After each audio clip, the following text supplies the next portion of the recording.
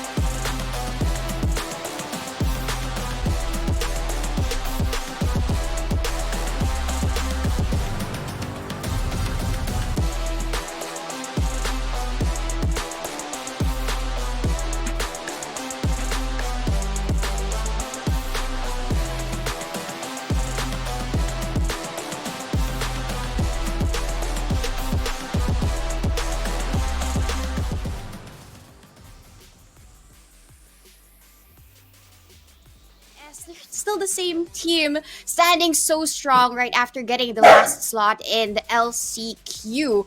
But I do want to talk about the new look for the team of SMG. It's going to be Clutch for 90 out for some of the maps, but because Kohybe is now the new sentinel for the team, I thought that the chamber pick was just very evident, but in the sense they played a killjoy for Kohybe.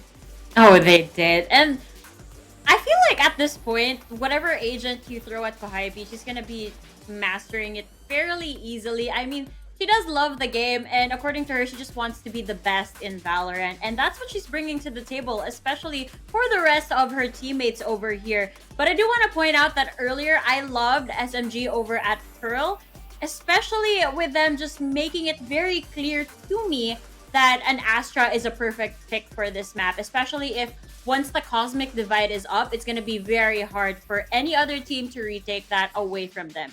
However, over here, we've got some featured players. We've got Envious and, of course, Muffin, which, again, reminds me of the question that Black and Blue asked earlier. What is the difference of a muffin and a cupcake?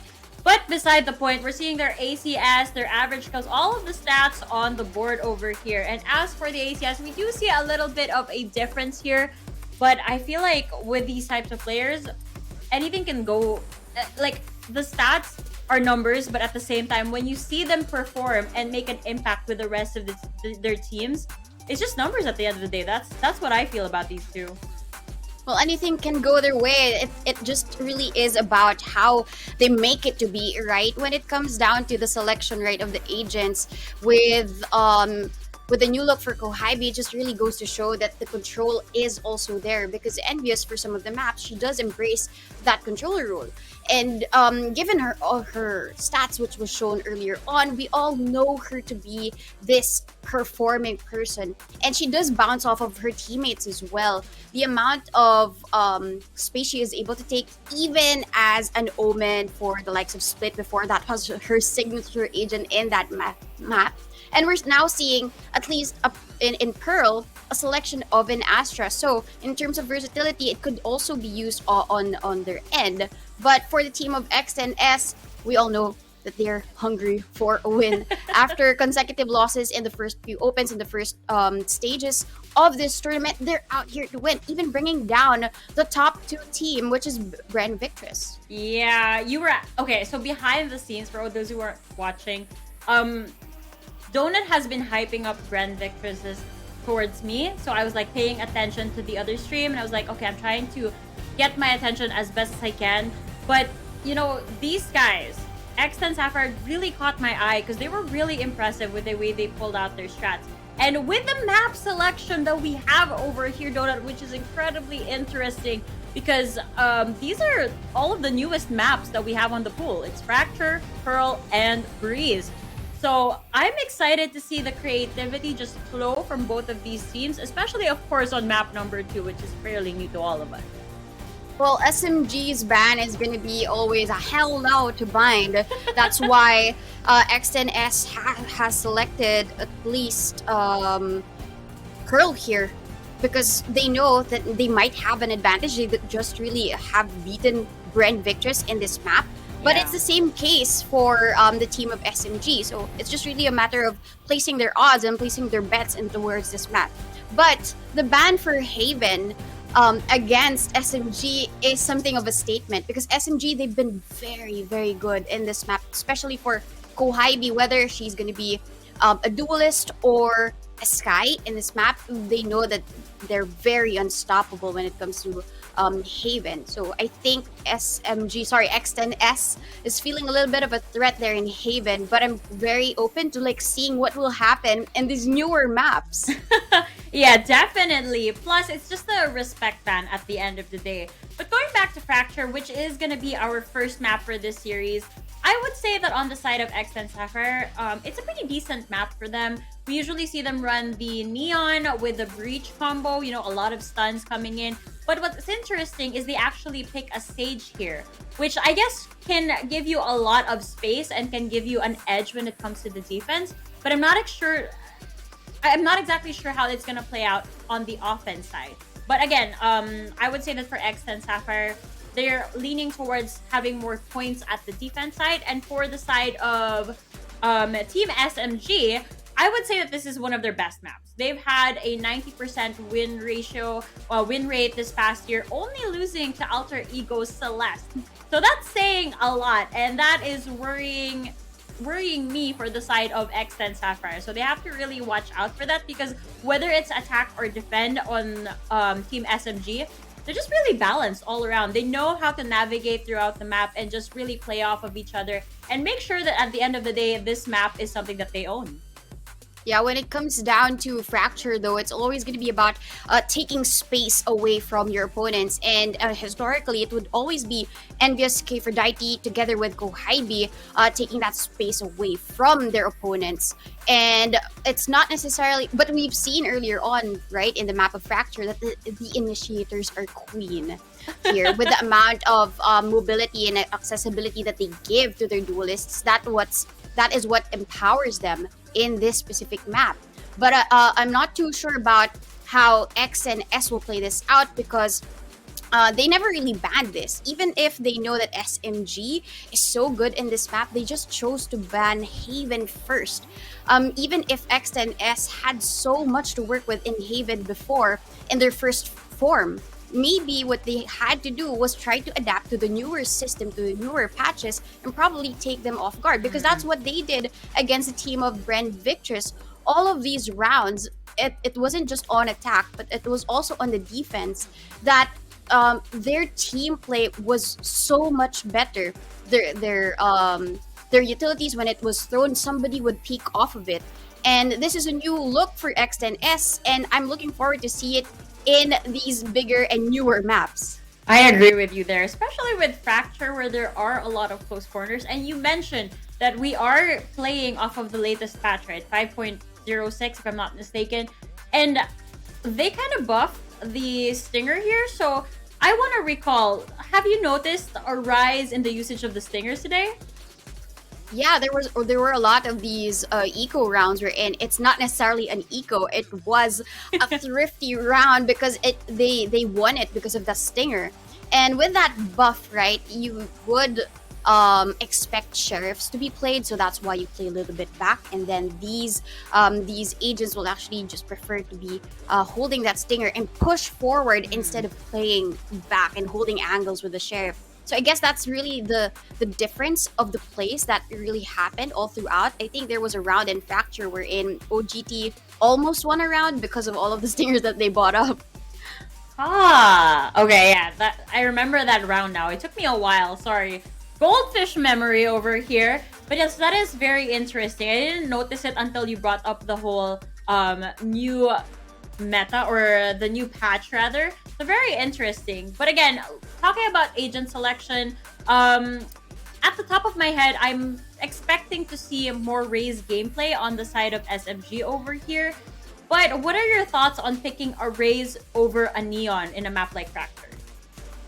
Well, I guess it's all about the selection of your initiator. You would really see now a specific meta where, whether it be on Pearl or in the map of Fracture, wherein you pick a Raze, but you have to have a fade with it because the Seas and the Pain Shells combo is really, really deadly. You can't escape, you're decayed, and then when it goes boom, you're dead. That's basically one of the reasons why there is really that selection between the two.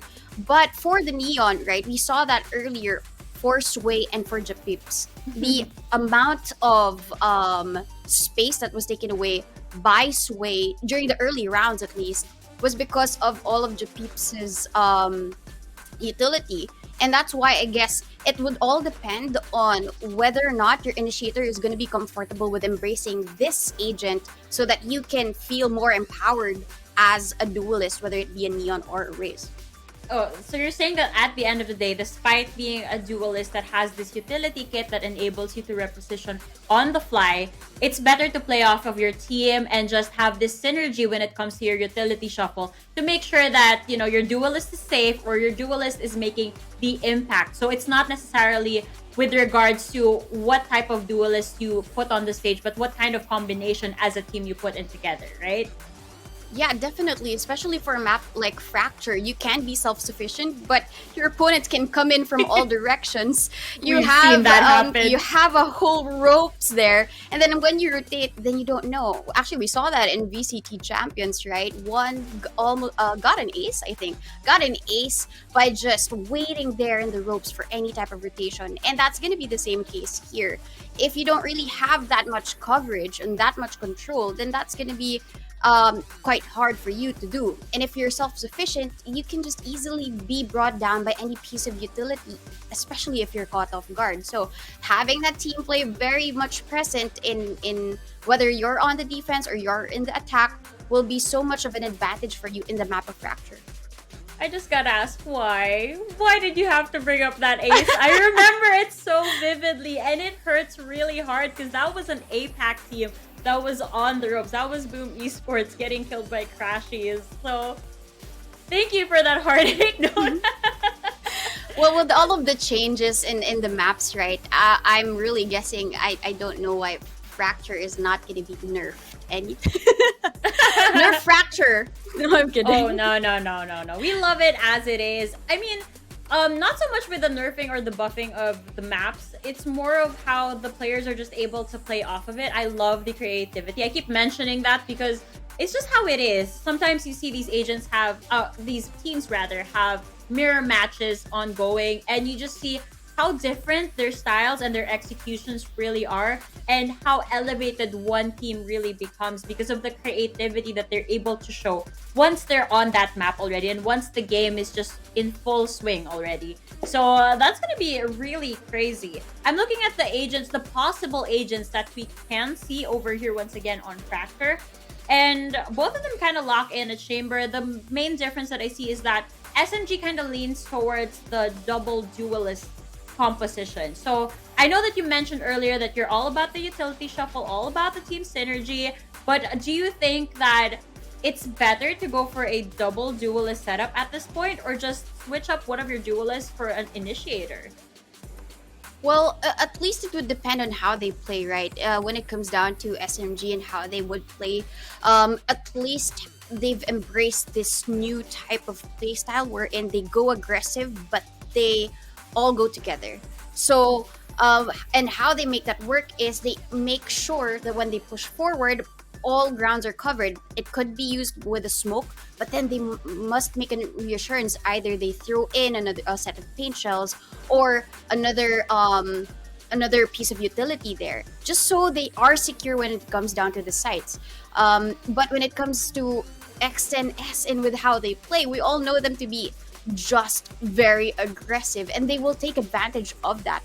And I think in the past they have taken that type of you call that fault, because of their aggression they get punished for it. But at least from earlier on we saw that it's gonna be different now. I think they've learned their lesson.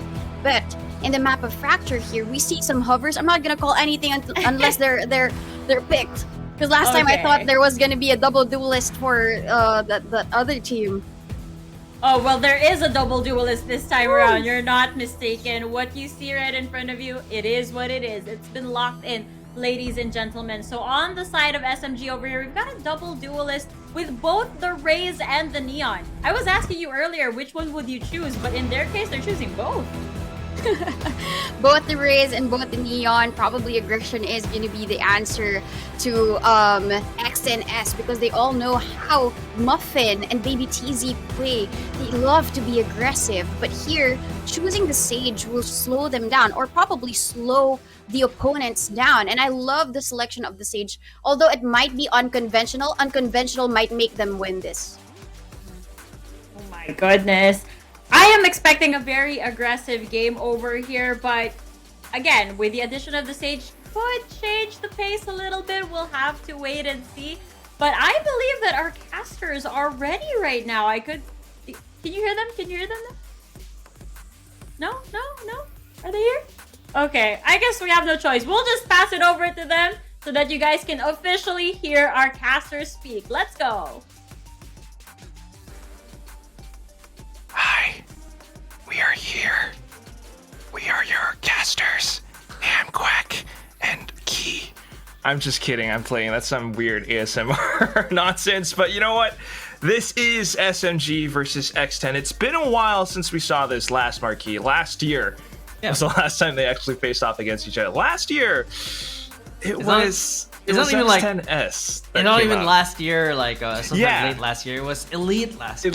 It took one whole year to come back. And the core has remained mostly the same for these two teams, and these two teams were the ones always taking a shot at the Queens. So we just watched Altigo Celeste, and they've, funnily enough, not had to face each other that much. And this year, of course, partially was because of X10 Sapphire missing out on some opens, missing out on the playoffs. Bren Victor sort of taking that top 3 spot away from them. But we're back, and they're back with a vengeance, by the way, because they just won their series against Bren Victress. So X10 are back with a vengeance. They're looking strong. They're looking much better than we thought they would look this year, because they've largely retained the same roster, but are producing much better results than they did at the very beginning. Yeah, not only did they win, it was also a 2-0 against Bren Victress, a team we thought would have been top 3 or something. And X10S just coming in off of LCQ that way, it's pretty wild. With that said, SMG are no slouches themselves. Kohibi had a 30 bomb. She had a crazy ACS. She had a crazy performance as a Sentinel. This time, she's back to something a little bit more comfortable, perhaps. Chamber, slight semi-duelist. But they are starting out in the attack, so making their way all the way through Dish, through A main. It's a bit of an A split. Yoki getting tagged up. She's that's just bait. X10S. Yoki's just bait. The 4 Dish might not be expected by X10 as the fast lane is used. Envious slides onto the side but misses her shots. Tara with a trade though, and Kohibi with another headshot. Polly finally takes pesky Yoki out. as it's down to a 2v3. X10 Sapphire are the ones in the back foot as Ratatouille with a classic. That's a classic to the face onto Polly, and now down to a 3v1. Still facing the front here, Ratatouille. She's the one holding strong. She's the one holding the first push as Muffin takes her head down, but down to 48 HP. It's going to be difficult for her as the smokes come down. Tara is going to be watching that smoke, and as she swings out, Kohibi is going to be able to finish her off, and SMG take the first round on the board. This is what we love about this restructuring or this addition to SMG, right? Tara coming in and playing the controller role as well. She timed that Sky Smoke so perfectly. It set up that final kill so well for a teammate, but also, like you called it at the start of the round, Yoki was nothing but a pest. She's just a distraction. And that's the strat. That's the call. X10 are nothing but reacting to it, and it cost them the round. And just as a extra flavor as well, of course, Tara is one of the co-IGL now with Kohibi, which actually allows Kohibi to really get those frags.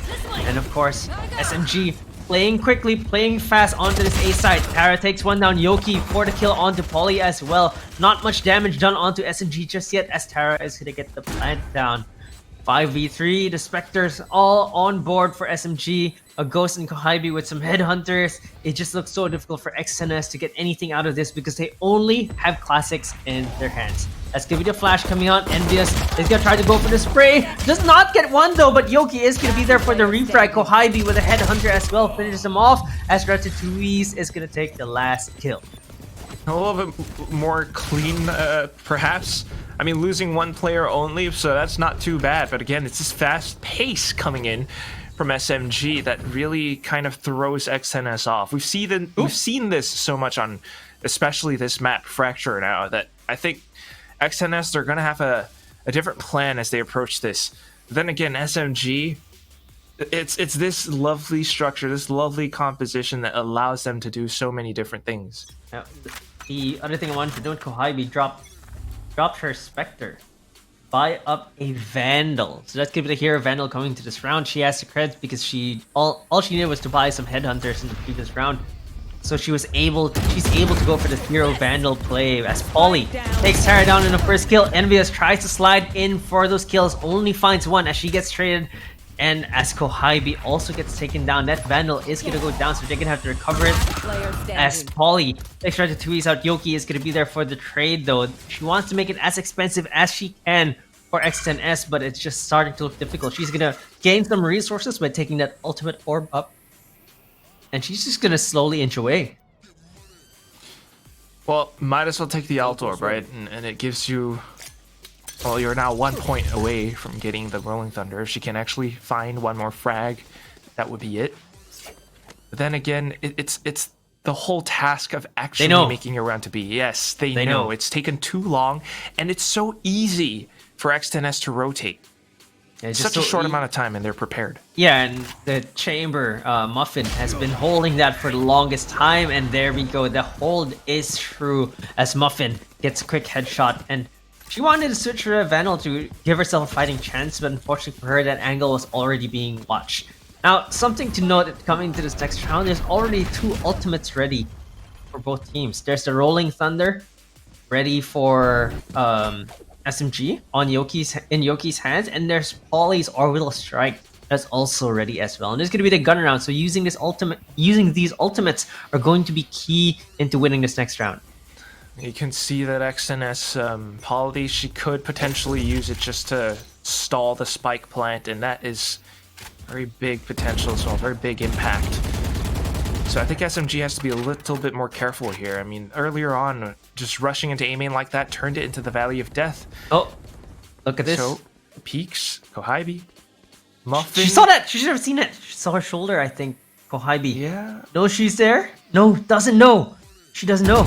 But she does not find a kill. She gets the flick on, but Muffin was just faster on the trigger, finds the headshot onto Kohibi. The Orbital Strike is going to be used as well, and it fries SMG down. Damn. 2 members have already been taken out. There's a Molly yet again to add more salt to the wound, as there's only 2 members remaining. It's Tara, and I'm just going to call Ratatouille as Rata, so that's a lot easier to say. But there's Tara and Rata, the last 2 left. They're gonna try to make something out of this round as Baby TZ finds one, finds a second as well. And it's gonna be a flawless round for X10S. And that all happens because of an orbital strike, because of the angle being held by Muffin. I mean, X10S are just being able to read the situation so well, being able to react off of any information that they gain so incredibly well. Muffin definitely saw Kohibi. Kohibi didn't, though. And then just the footsteps over on towards the other side of the map. That one ultimate puts Pauly right on top of the scoreboard. Just ahead. And not just in terms of, equal on the rounds, but in terms of guns, is X10S able to retain their guns because it was a flawless round for them, and SMG are the ones that are going to have to struggle to get these back. Like it's going struggling. You want to to be a play? hit? Let's Yeah, play. there's a fast lane coming in. Looks like it's going to be a quick A hit. Baby TZ pushing forward though, wants to take down the pesky Yoki, but Tara is going to be there as well. Pauly is able to find the last two though, and the spike is going to be down on spawn. They're going to be able to defend that as Envious is trying to push forward with his frenzy. There's the stim, switches to the Vandal, trying to look for those kills. Pauly is still there. She's the one that's a thorn on the side now instead of Yoki. Got the 2Es with a headshot though, but Pauly is gonna find her third kill. That's Kohibi with a tour de force. Is able to connect onto Ginny rather. They still need to recover the spike though, and it's gonna be a crossfire 2v2. They do have the guns. Rata has the Vandal. Kohibi with a tour de force. Can they find the angle? Kohibi swings out, misses though. Pauly finds a fourth kill, and Muffin finishes it off. And SMG, valiant effort on the thrifty from them, but X10S are able to secure the round. They knew as well, too, that the spike was being held by the other side. But as soon as the call went out, unfortunately not having that clear information, like where exactly these positions were being held from, the peak was too slow, too obvious, and I think it was easier for Pauly and Muffin to spray that down as a duo. So, X10S now, in terms of the scoreline marquee, they are in the lead, but SMG get to buy back, and they've got two ultimates to work with. Two ultimates that they could use, but of course it's about the usage of the ultimates, right? Like when you use it, and I think that was shown from X10S with the orbital strike being able to find two. Yoki has had the rolling thunder for a few rounds now, but just did not have the right opportunity, the right timing to be able to use that, and it looks like they're going to use the ultimates this time around. Rolling thunder into the orbital strike as well. Envious finds a kill onto Baby TZ. Gonna have to push forward, but Alyssa finds a kill onto Envious, dashing out of those doors. Finds a second, Pauly finds a kill as well as she pushes forward, and it's not looking good for SMG as they get decimated because the rotations have already come in, and they were just a little bit too slow on the execute. X10S have strung 4 rounds in a row now rather. My goodness, it's quick reactions, quick stalls, and it comes down from these different positions, different utilities being thrown all towards SMG. The wrench in their plans, and they struggle to get it out. They need some different approach, some different system to deal with X10S because speed is no longer the answer. Need a little bit of a better way to get onto this. They keep trying that A side execute, but it just seems It's like blocked off of the X10S sky smoke.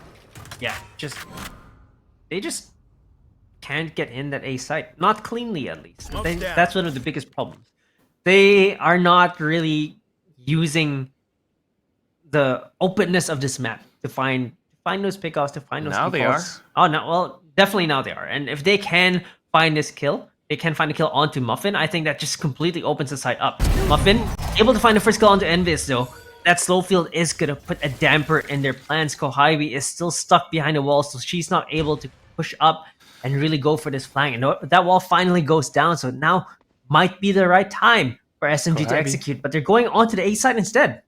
Kohibi coming from behind, but they are going into the A site, and that's again completely cordoned off by 3 of the X10S girls.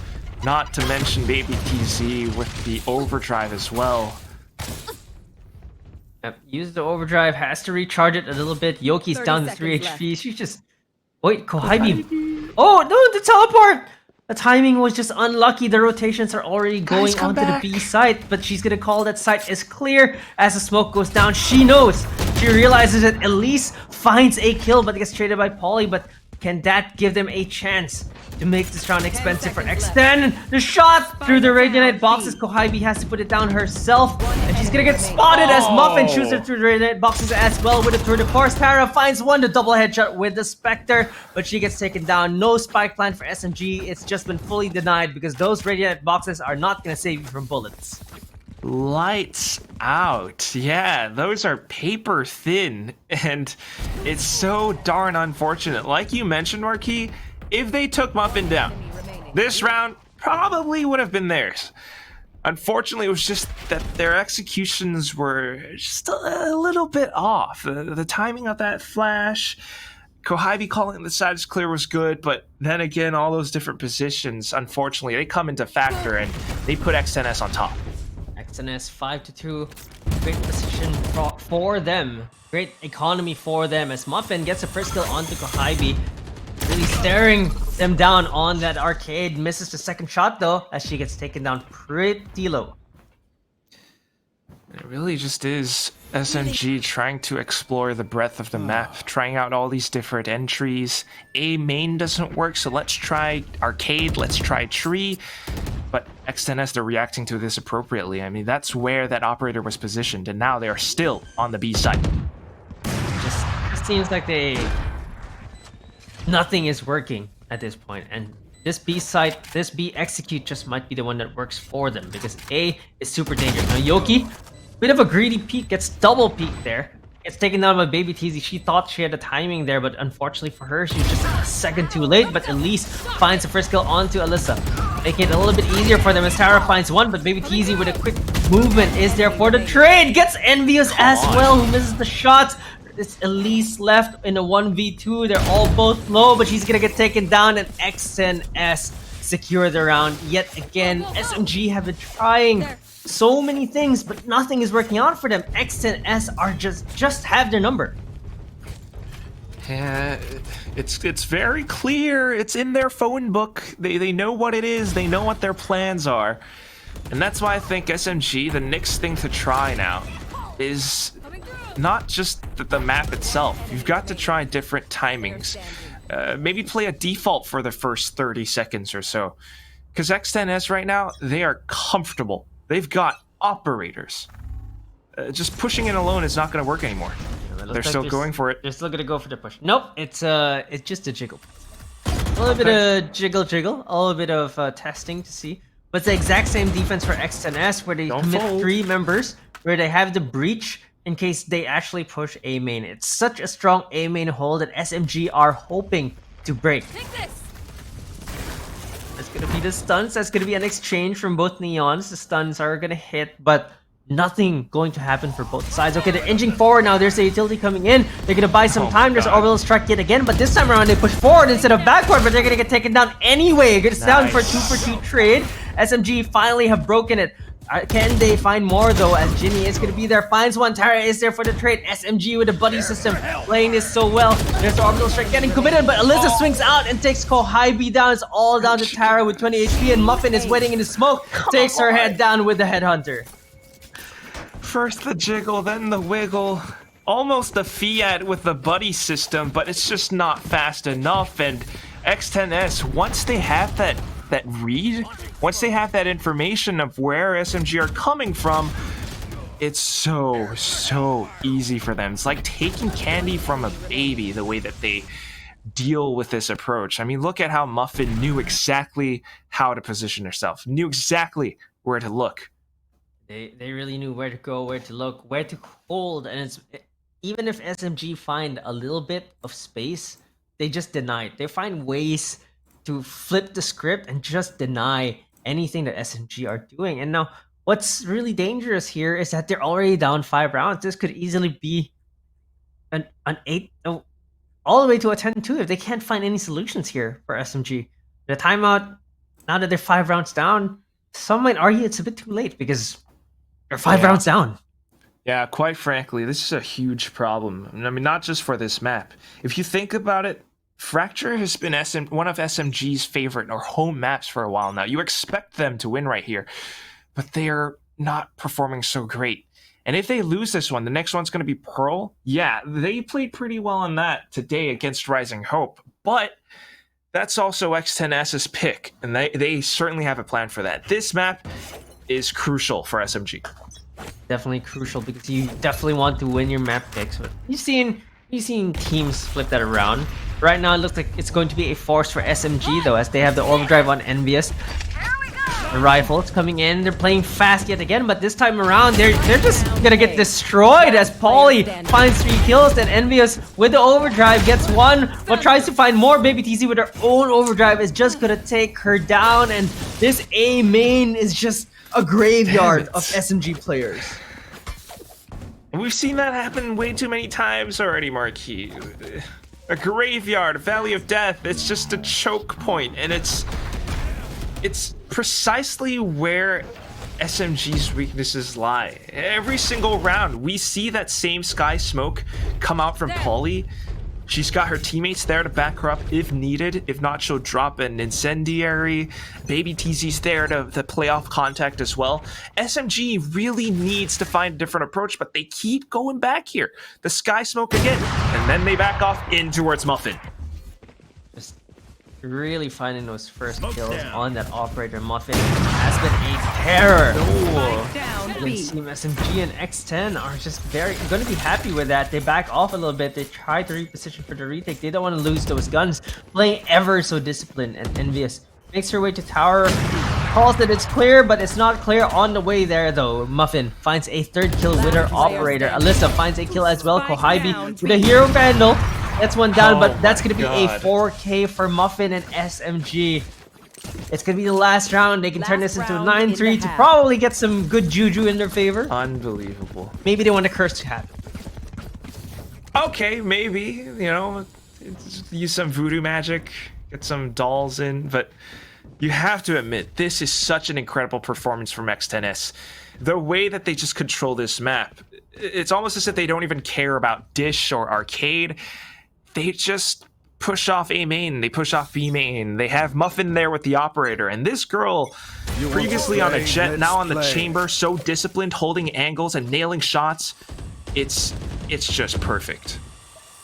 It's really perfect. She's just holding everything, and Oh. her teammates really clearing the boom bot. Opens up the space for these shenanigans to happen as she takes down Ratatouille's through that wall, and Alyssa finds a kill off her own as well. She spots the spike, still has the rest. She doesn't really want to fall here.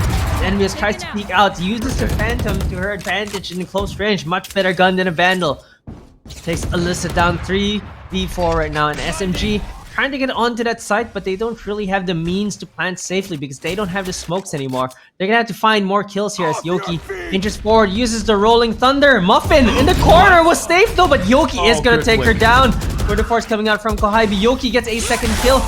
There's a counter Rolling Thunder from Ginny as well, as Envious actually takes her down, and SMG, can he finally win this round? Baby Teasy, like an assassin, comes from behind, but the Tour de Force is going to give SMG that round. And we are going into halftime with a 9-3.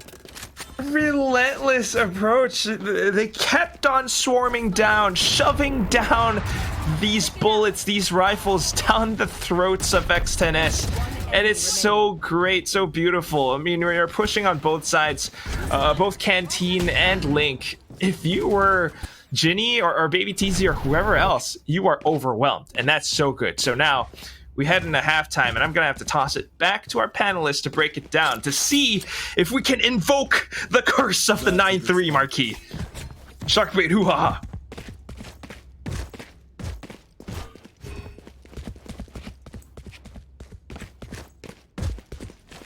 Thank you so much to our very hyper casters over there. And yes, the score is 9-3. So if you guys are superstitious, I'm sure you guys know what that means. But over here at the panel, we are going to be breaking down what happened in this first half. Well, I gotta say that I think to a point, Donut, I was correct that there is going to be some chaos over here. But on the side of X10S, I would say that it was really controlled chaos on their side. Definitely. You asked me the question, right? Is it gonna be the Rays or the Neon? But for XNS, even without the Rays, they're the showstoppers, giving us a 9-3 for the first half. But I also have to really take note that when it comes down to X10S, they just have a lot of success in finding these frags. Muffin just pushing forward with the operator with the scoped weapon as the chamber, and as well as BBTZ as the Neon, not holding themselves back.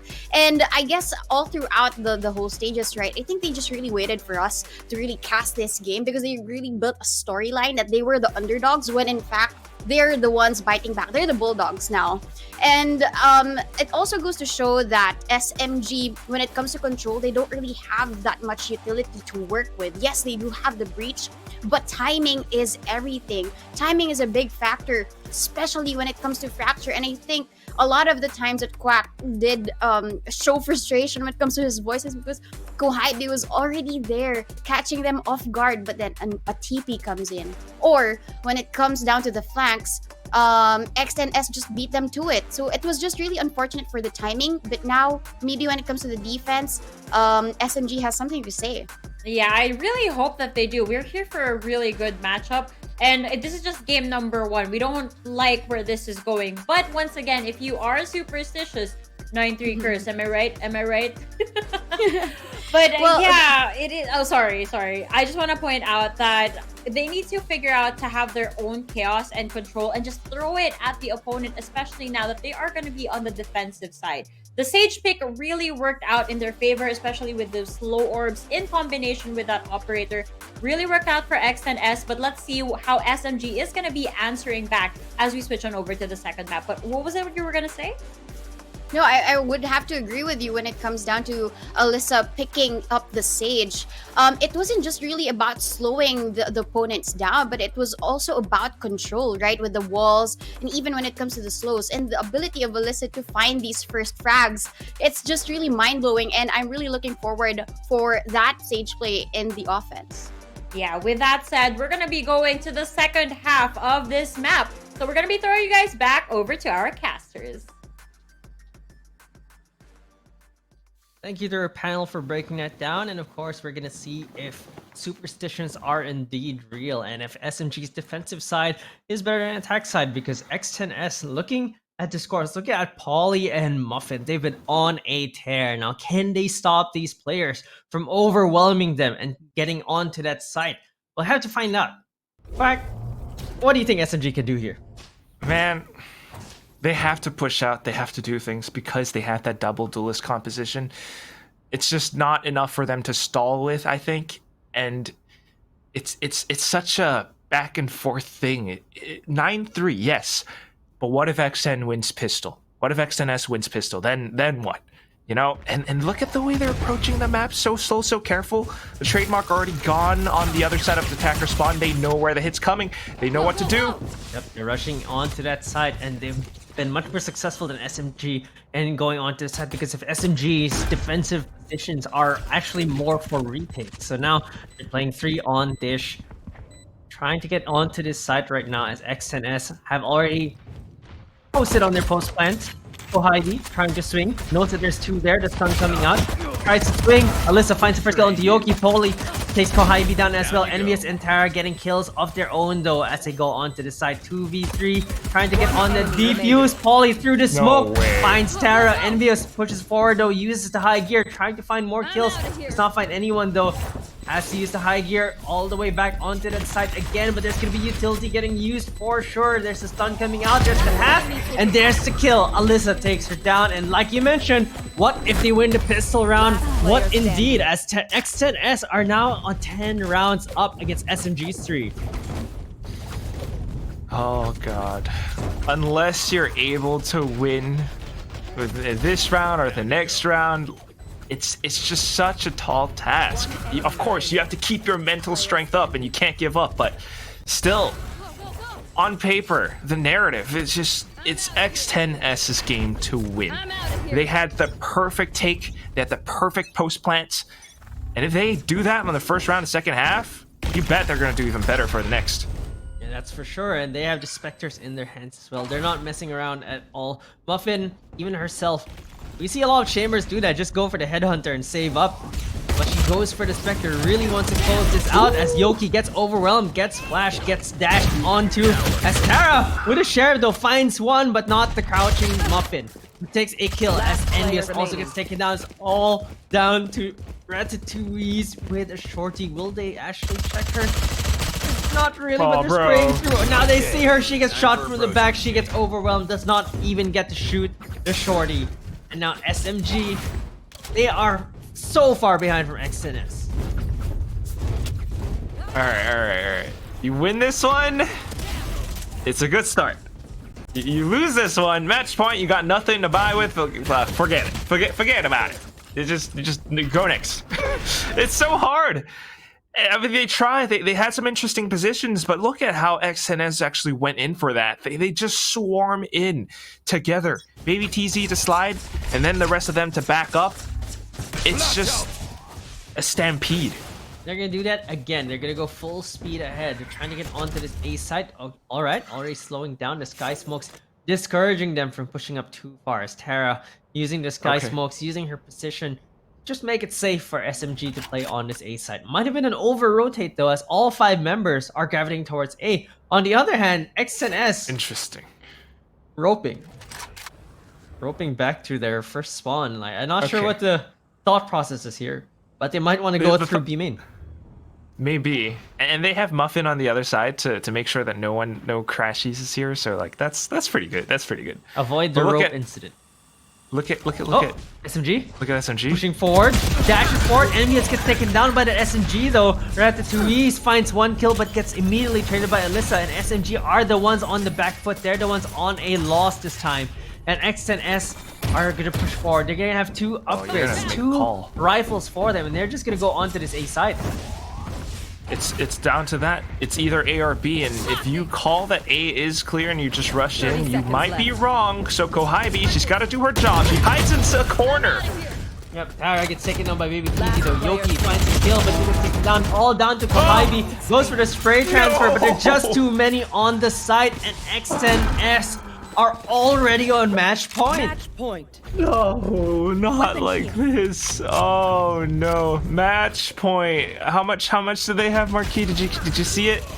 They really got nothing, dude. It's all rags and tags. Like 2,900 credits I saw on one player, and that's about it.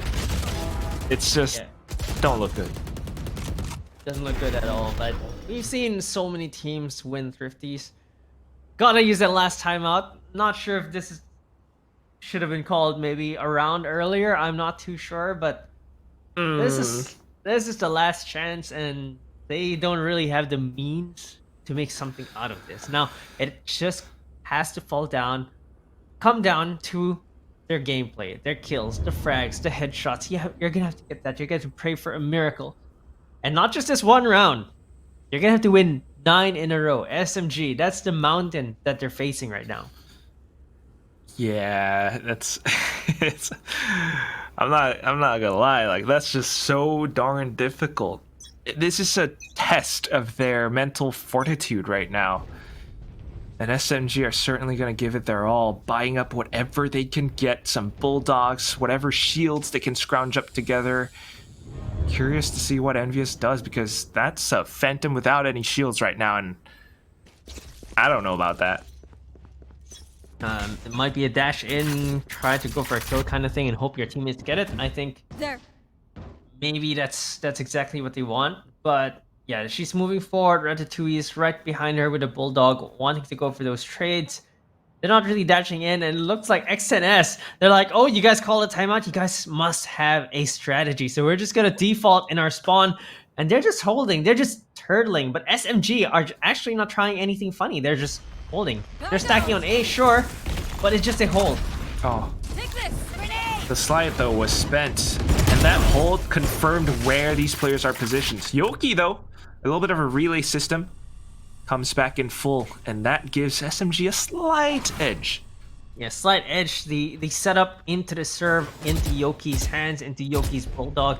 There's information going SMG's way again. They find out that they're on A main. If they can hold this, it'll be good for them, as Envious gets the first kill with that Phantom, but X10S respond with kills of their own. Envious with a second quick headshot.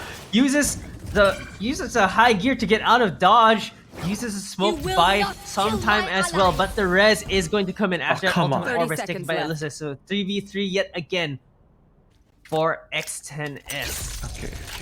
Well, 30 seconds, so I think X10S probably has to commit to this right now, and I love the positions being held by SMG. Tara on the off angle, Kohibi coming in from ropes, 15 seconds now, but what? Muffin checks One it! enemy remaining. 10 Check, seconds left. Alyssa finds enemies as well as all down to Kohibi in this Spike 1v3. Not the best gun for a 1v3 because the Guardian, it's a semi-automatic. You're gonna have to go have these crazy over. taps to get those kills, and I think it's all but over. You're exactly right. Probably needs to hit that wall one more time, wants to break it, and then shoot. But look at the positions. It's a triangle. It's not even a crossfire. It's a crossfire as X10S take the first round away from SMG. That was SMG's map pick.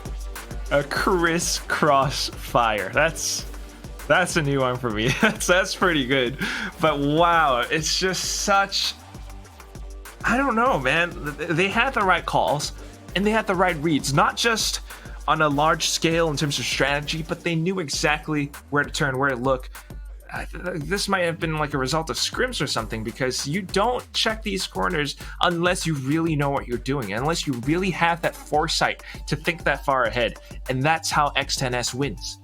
Yeah, it just looked so difficult for SMG to do anything. On attack, on defense, they couldn't hold, they couldn't push. First half XNS was just rough. had the right answers every single time. The holds were just so good. This is the revived X10 that we've been waiting for all year. They've run it back. They had to make it all the way to wildcards just to come back into the tournament, but they are showing up so well. Just so good. But well, let's let our panel break it all the way down, guys. So we're gonna toss back to you, Donut and Laika. This is yours. All right, we're back over here at the desk, and we are going to be breaking down everything that happened over at the Fracture map. And you know what? It's just been a bad day for me, I would say, because a lot of my predictions aren't coming true.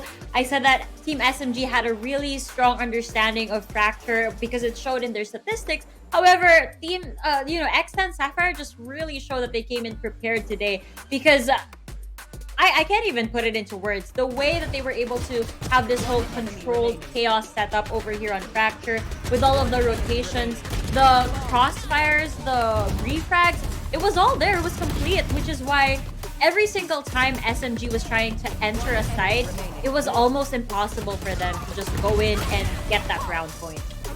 I think it's just necessarily a Fracture curse. This map didn't really go SMG's way, and at the same time, X10, as they always take advantage of those situations. And whenever there is going to be a gap in the strats of Team SMG, X10S very well make sure that they get these kills, they get these frags. And even when it comes down to after getting the 9-3, you would assume SMG would have that fire in them, but it wasn't seen. Pistol round was lost. Even when it comes down to the plays, we see here Baby TZ showing up even when it comes to the attack. Yes, Envious did as well when it comes to the defense, but it wasn't just enough. There was a lack and a clear lack of coordination for the team of SMG.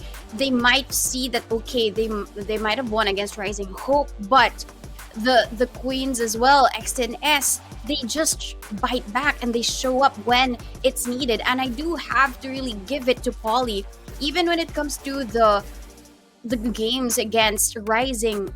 The games against their opponents earlier on, it was Brent Victress. Pauly showed up all of the time. And given this, look at her KDA, 21 and 10. My gosh. It was really, really good. And having a very reliable controller such as Pauly just allows you to get so much space, so much control, which is what we've been talking about, especially when it came to Fracture. You need that space. So having Pauly on the team, having that intuition that he has as a controller really pays off for the rest of the team. I would like to discuss these numbers, but in reality, it was just very one-sided. So they are what they are.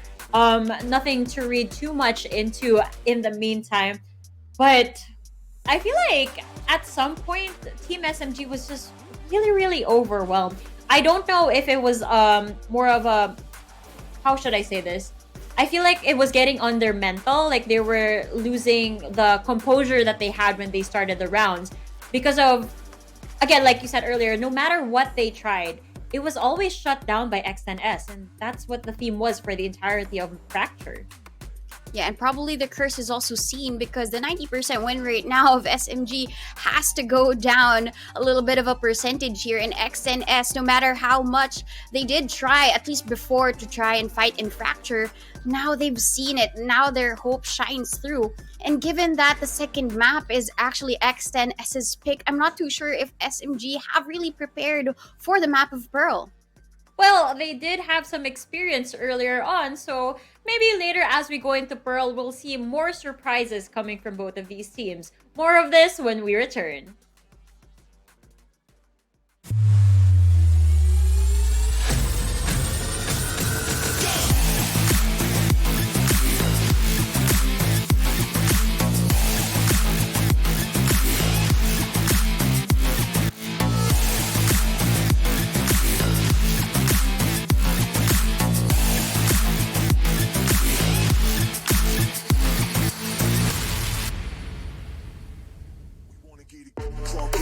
Crunk in the club with a crunk in the club, crunk in the club, crunk in the club, crunk in the club with a giddy crunk with a couple hundred thugs.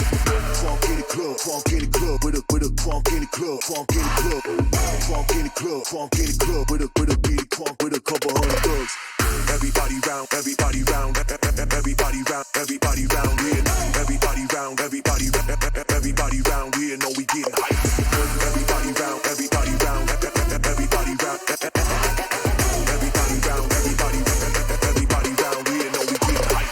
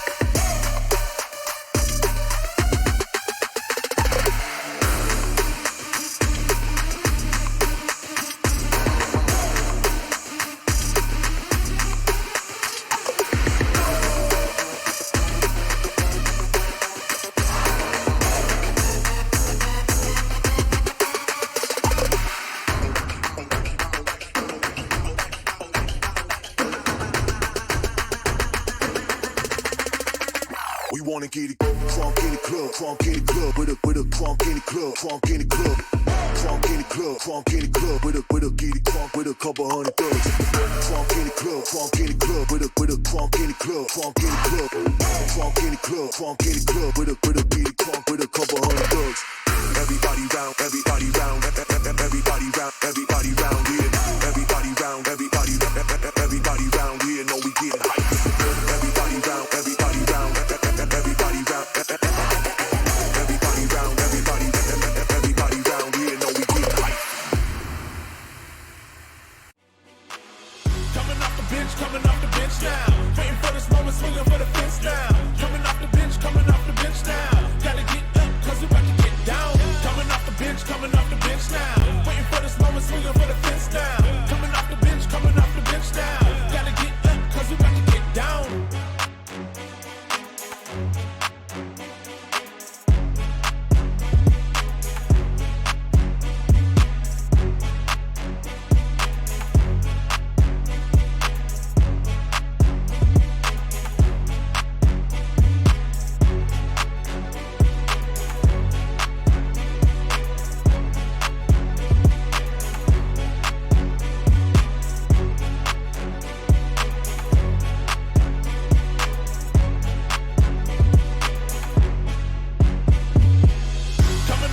Coming off the bench now. Waiting for this moment, swinging for the fence now. Coming off the bench now. Gotta get up, cause we about to get down. Coming off the bench now. Waiting for this moment, swinging for the fence now. Coming off the bench now. Gotta get up, cause we about to get down.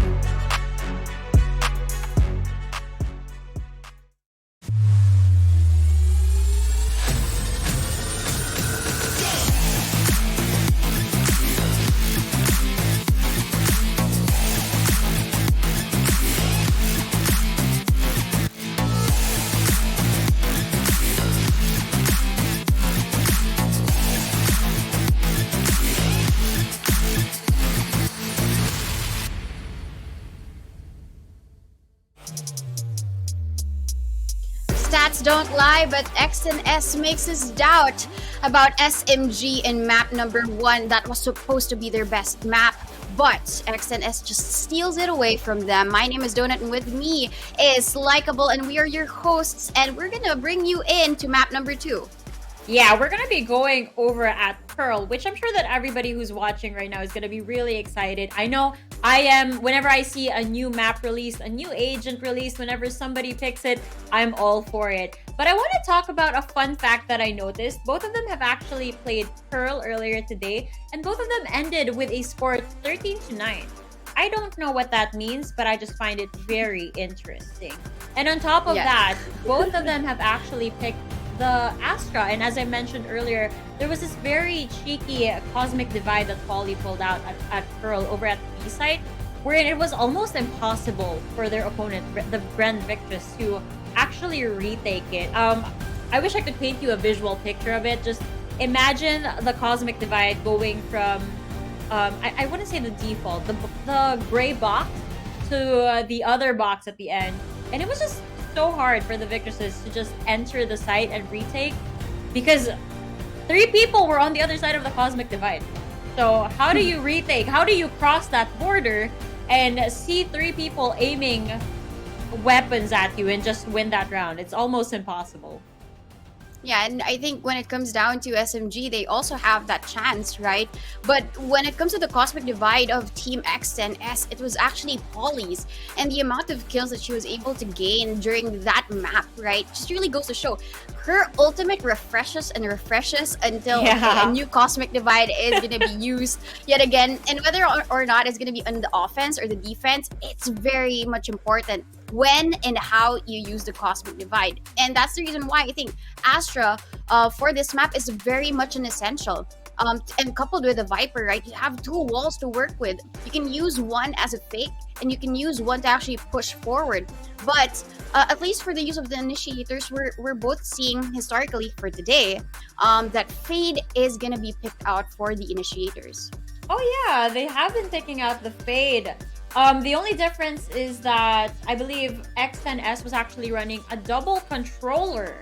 So that is very interesting.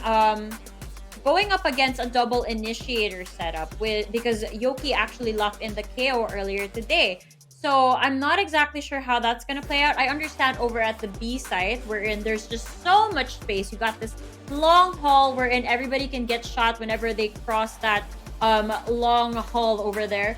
But over at A site, I feel like when you have all of these controllers and all of these initiators, it's just going to be pandemonium over there. A lot can happen. It's either you get the information or the smoke just blocks it out from you. Like, that's going to be the very tricky part over here, even if you have a Fade, because if it's blocked out by the smokes, then there's not a lot of information that you can actually gather with that. Yeah, I think a Fade is an essential pick here as well because the Prowler can clear all of these corners wherein a lot of these cheeky little plays can actually come in. Although there have been a lot of changes, right? Boxes are now shorter. Yes. There are walls that have not much corners to actually work with. So I think in terms of preparation, that's the reason why they will select that initiator as well.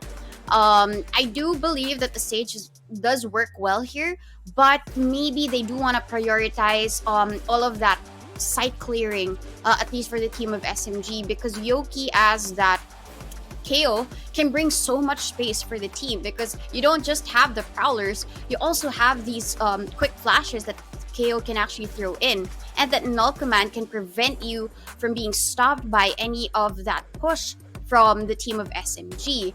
But I am curious to see now how SMG has really adapted to this specific map, because usually we would see them choose a double duelist, a double initiator, but this is a new look for them. They really want control, and probably they learned from their mistakes in the past few stages that probably control is always going to be lost. Whether or not, yes, you're good at the duels, you're very good at being aggressive, but if you don't retain and have that much control, then that is the round lost already for you. And I think Fracture was a testament to that they had a lot of control. And the follow-throughs for SMG were just pristine. Oh my goodness. If we're gonna go back to Fracture, it's gonna be a long list of what X10S really did right. But again, we are gonna be going over to map number 2, which again, folks, is Pearl. I'm very excited for this, especially since there are a few changes that have been applied very recently, and you just want to find out who is able to adjust instantly in a snap of a finger to all of the things that were changed with the map. And it is very exciting because I feel like everybody's still testing the waters out when it comes to Pearl, especially since I believe this is the first time here on Game Changers that they're actually bringing this map out. So there aren't a lot of information in the past. Sure, I mean, they played it earlier today, but is it enough time to actually fully review the VOD in time for this matchup? I don't think so. You just focus on your strengths and not exactly learn from that very recent match, right? Definitely. I think it's just really about picking up the pace, learning from their mistakes from the previous map that they saw, right? And being able to fix that mental game. Because at least for Pearl, there are a lot of these corners that are very tilting. You'll see a judge or a shorty just waiting for you in these corners, right? And if you let that get to you, then it's gonna be harder to try and counter SMG. X10S, because X10S in the map of Fracture, they were oozing with confidence. So at least for the team of SMG, we all know them to snap back out of it, and that's what happened in their match against Rising Hope. They may have lost one map, but they made sure they got to the decider and they took it home. And in Pearl, I feel like this is another opportunity for SMG to show us what they've got, since they've already taken the win home against Rising Hope. Probably X10S, they also won 13-9, right? And that's gonna be what's interesting about this. Probably quite equal. It's just that how do you answer to the aggression of X10S? Oh, I gotta agree with you there. But one thing that I do have to point out is that X10S actually showed signs of struggle against the Brand Victresses earlier. They lost like 5 straight rounds. That's why the score ended up being 9-13, or 13-9 rather. But yeah, looking at the agent selection in front of us, we're seeing the exact same agent composition that they actually locked in their earlier series versus Rising Hope and Brand Victresses for both of these teams. So we discussed all of these agents. I'm excited to see how it's gonna affect each other. Like, it's different. They had their opponent rather had different team compositions, and they have different team compositions this time around. I'm excited to see how the double initiator versus the double controller is gonna play out over here on Pearl. I'm so excited. Oh my god, Donut, you're gonna have to pass to the casters because I'm starting to not be able to control myself. Please do the honors. Yeah. Well, Pearl is gonna be here, something that the Q Cuties are excited to tell the story for. So, Q Cuties, take it away. Thank you so much, Donut and Laika, for bringing us in. And of course, Pearl going to be a very difficult map because both teams played it today. And like they mentioned, Pearl debuting in Game Changers is pretty much this tournament, and both teams have already shown sort of an affinity for it. Both teams 13-9, both teams not too strong, not too weak on it, but they both showed that they could show up on the map. And for X10, I think they probably have Pearl as their best map, which is why they picked this. And for SMG, they're like, yeah, you pick it. We're cool with that. We know how to play Pearl as well. What do you think, Quack? I think they're going to have to really show and improve that statement. If that's what they think, they really need to make it happen, because if they don't, then that's 2-0. You know what I mean? Like, that's just the nature of what we have at our hands right now. But apart from that, it is that new map. It's still being altered. It's still being discovered. Compositions-wise, it's not perfect. It's not optimized. You can do what you want. What are those things on their foreheads? That's a good question. Like, noticed X10, it before. 2 of them had it, and then Yoki also has it. Which, for the audience who does not keep track of players, Yoki actually is a Thai player as well. So those are sisters from across. You think it could be one of those like ocean. cooling pad things? Yeah, maybe. It's just to keep you cool, so you don't overheat, like you like saying. Okay. Yeah. All right. Looks like SMG are gonna start on the defensive side though, because that's their preferred side. They prefer defense. And this is on Pearl. They're choosing defense because X10 have chosen the side. And X10 playing a very slow default to start us off though. Just not pushing anywhere really. Expecting SMG to be the ones pushing. When you take a look at the defense is concentrated towards the middle. On the other side, X10S are trying to go towards the extremities, not finding anyone at all. This is because they want to play these defensive positions, right? SMG, they are giving themselves escape routes so that they can come back in with more potential to dish out more damage. However, the one weakness right now actually is the B side, because Ratatouille, she's going to have to peek in from Link, and that is a relatively open spot. They are able to walk straight in and possibly get the spike down for free, and then Polly comes in with this big lurk. The hunter becomes the hunted right now. For Envious and Kohibi, they have to be very careful. Be very careful as they push forward. They're going to try to take Ginny down, but Ginny is the one that's going to take them down instead. With some help from her teammates, Tara is able to find some response kills as Yoki finds yet another one. Makes it a 2v2. Makes it even as SMG. They have the spike. Try to shuffle around. They do have the spike. But there is the toxic screen as well. There's the stun coming out. Ginny is gonna try to recover that spike. She has no time. She's gonna have to plant that spike, and as they swing out, it's a bit. Polly finds a kill onto Yoki. It's Tara on this 1v2, and she gets taken down. And X10 played that so well. Oh my god. And it's again this X10S style of playing. They might push in, but they don't just blind rush. They in fact leave Polly on the lurk. They had Ginny to watch the flank. There are just so many layers to it. You peel it back and there's still more. SMG this time around, a valiant effort coming in from Yoki, but it just wasn't enough. So X10 are like an onion. Yeah. Peels them out. There's another layer. Peel another one. Yet another one. And that's what SMG have been trying to solve right now. And as they're trying to solve it, of course, there's tears in their eyes because they're just not finding the rounds. And that's what happens when you try to slice an onion. But now, X10S just really holding those defaults and are able to punish SMG. Why? They're a bit too curious, a bit pushing out too much.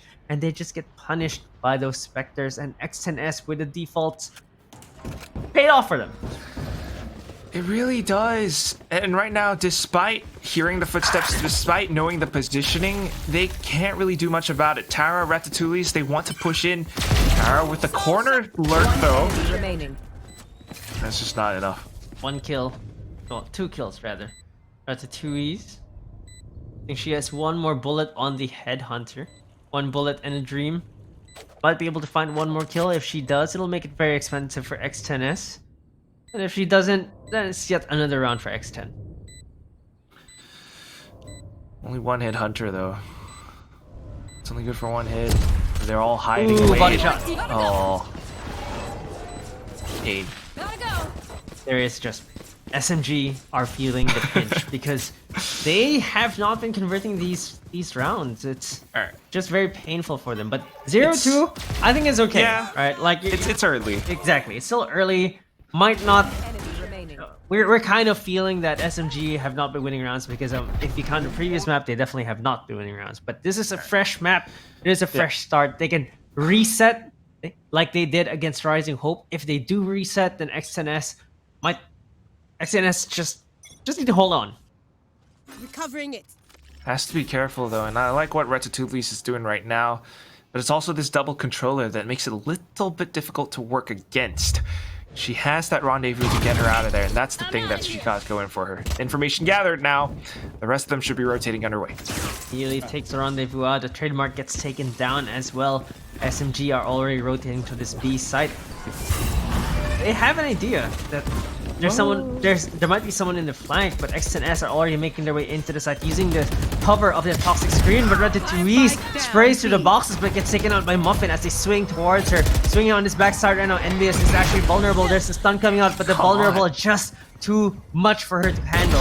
Stun not enough. Kohibi finds a kill, almost finds a second, found it finally, but Tara gets taken down by Polly. Kohibi has to swing out, but taken down really low. It's all down to Yoki right now. Uses a pop flash, doesn't swing out of the toxic screen just yet. 1v2 for them. Spike is not down just yet. It's on the floor, and Yoki is going to be trapped behind his toxic screen. Might want to push out, might want to use that to pop flash. There's a pop flash. She flashes herself, and Ginny actually dodges it and takes her down, and it's not looking good for SMG at all. Again, the slight, minute mistakes in execution.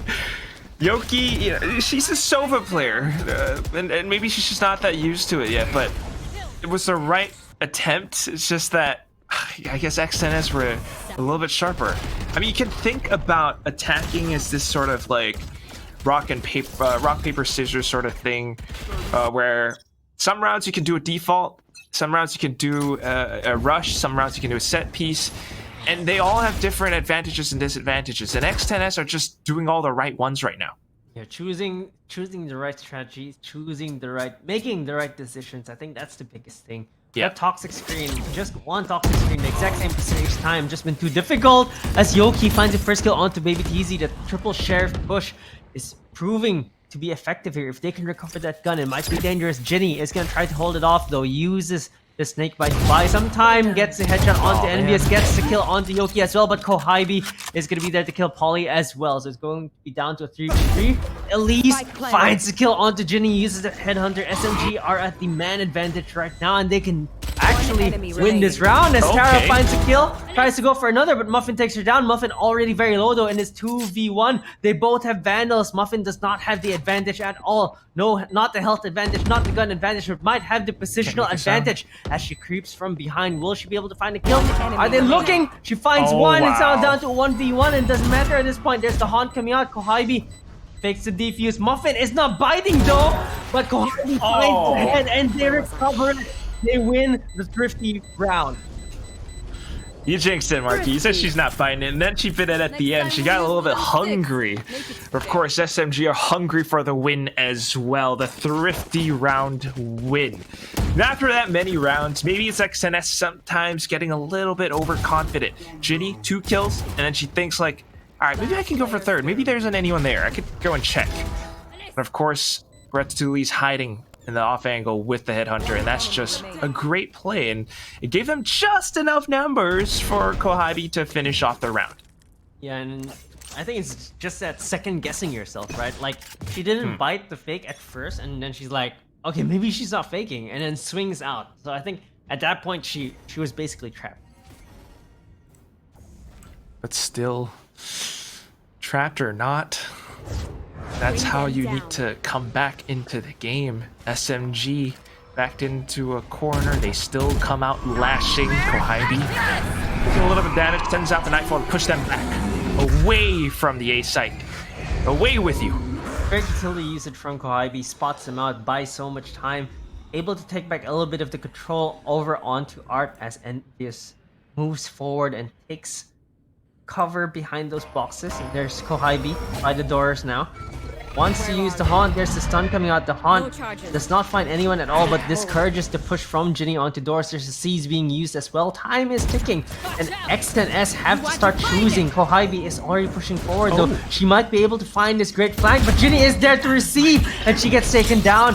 5v3 onto this A side right now. Yoki holds strong onto Art, but Polly is going to be there for the trade. Envious is going to be there for the counter trade, and Polly is going to be there again, but Tara finds a kill, making it a 2v2. The spike is down on Art, and Tara finds yet another kill, saving the day. Just makes it out of the corner alive. Tara with 7 HP. Ginny uses the Viper's Pit. Can she make this happen? Can she make this 1v2 happen? As she sprays her through the smoke, but Elise is going to be there for the kill. Uses the headhunter, creeps up, takes Ginny down, and SMG are finding signs of life.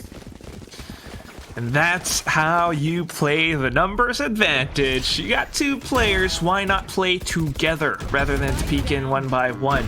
And of course, that's how you find life as well. I mean, X10S, they are making such great adaptations across the map, mid-round decisions as well, but once SMG are able to find opening picks this way, once SMG are able to fend off X10S's approach, whether it be with a Nightfall or with guns alone, they are able to fight back. And now, who's the one with the bigger gun?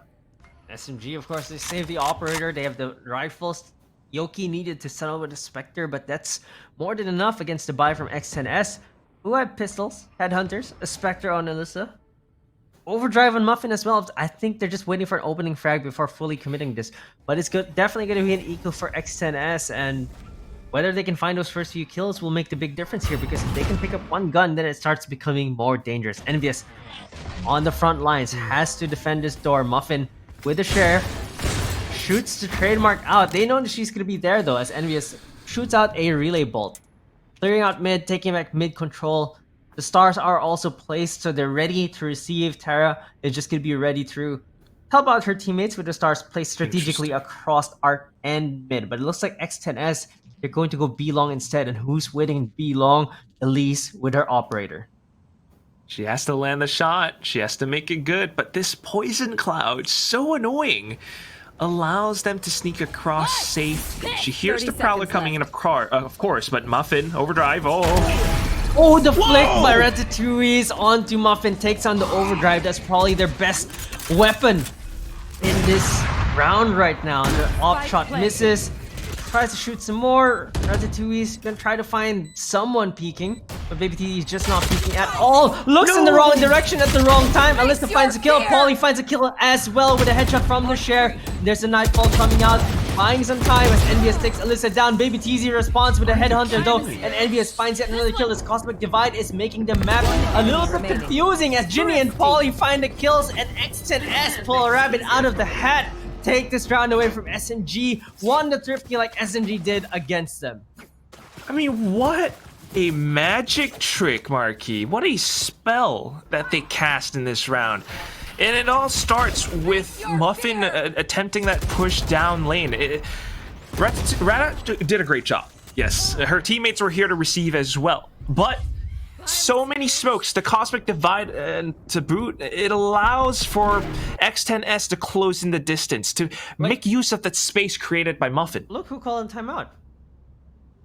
Interesting. It's X10.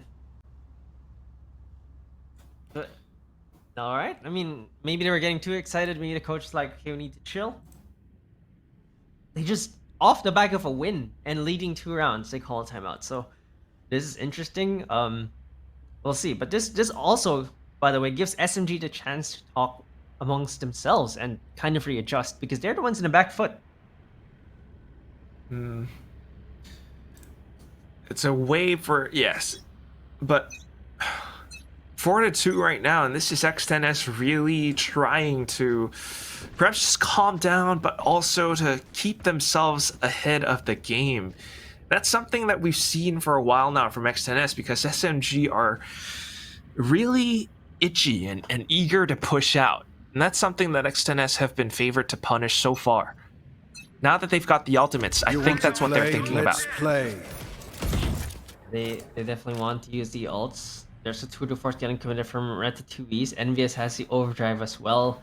There's a chance for them to pull this back if they play their cards right, and they do have the right ults to make it happen. Oh, it actually looks like it's Baby Teasy using the tour de force. I'm not sure if Ratatouille is actually popped that. There's a Prowler coming out. Kohaibi swings out a swing and a hit. There's the Haunt coming out as well. It's such a great angle, such a great trade from them. Double Prowler using up all the utilities, using the grenade as well. Tries to shoot him as they're running away. Envious with a shorty tries to also find someone trying to peek at doors, but they're not going to find any more than that first kill. They back off for a second, but they're thinking about re-aggressing in towards Plaza, in towards middle. Trying to suss out that one point of weakness. It could be Envious, because she only has 2 rounds with that shorty. Instead, they go in towards Art. Might not be the best call, but then again, those Sheriffs could whiff. Good way to confirm the positioning, coming with a 0 point. Now they push forward X10S.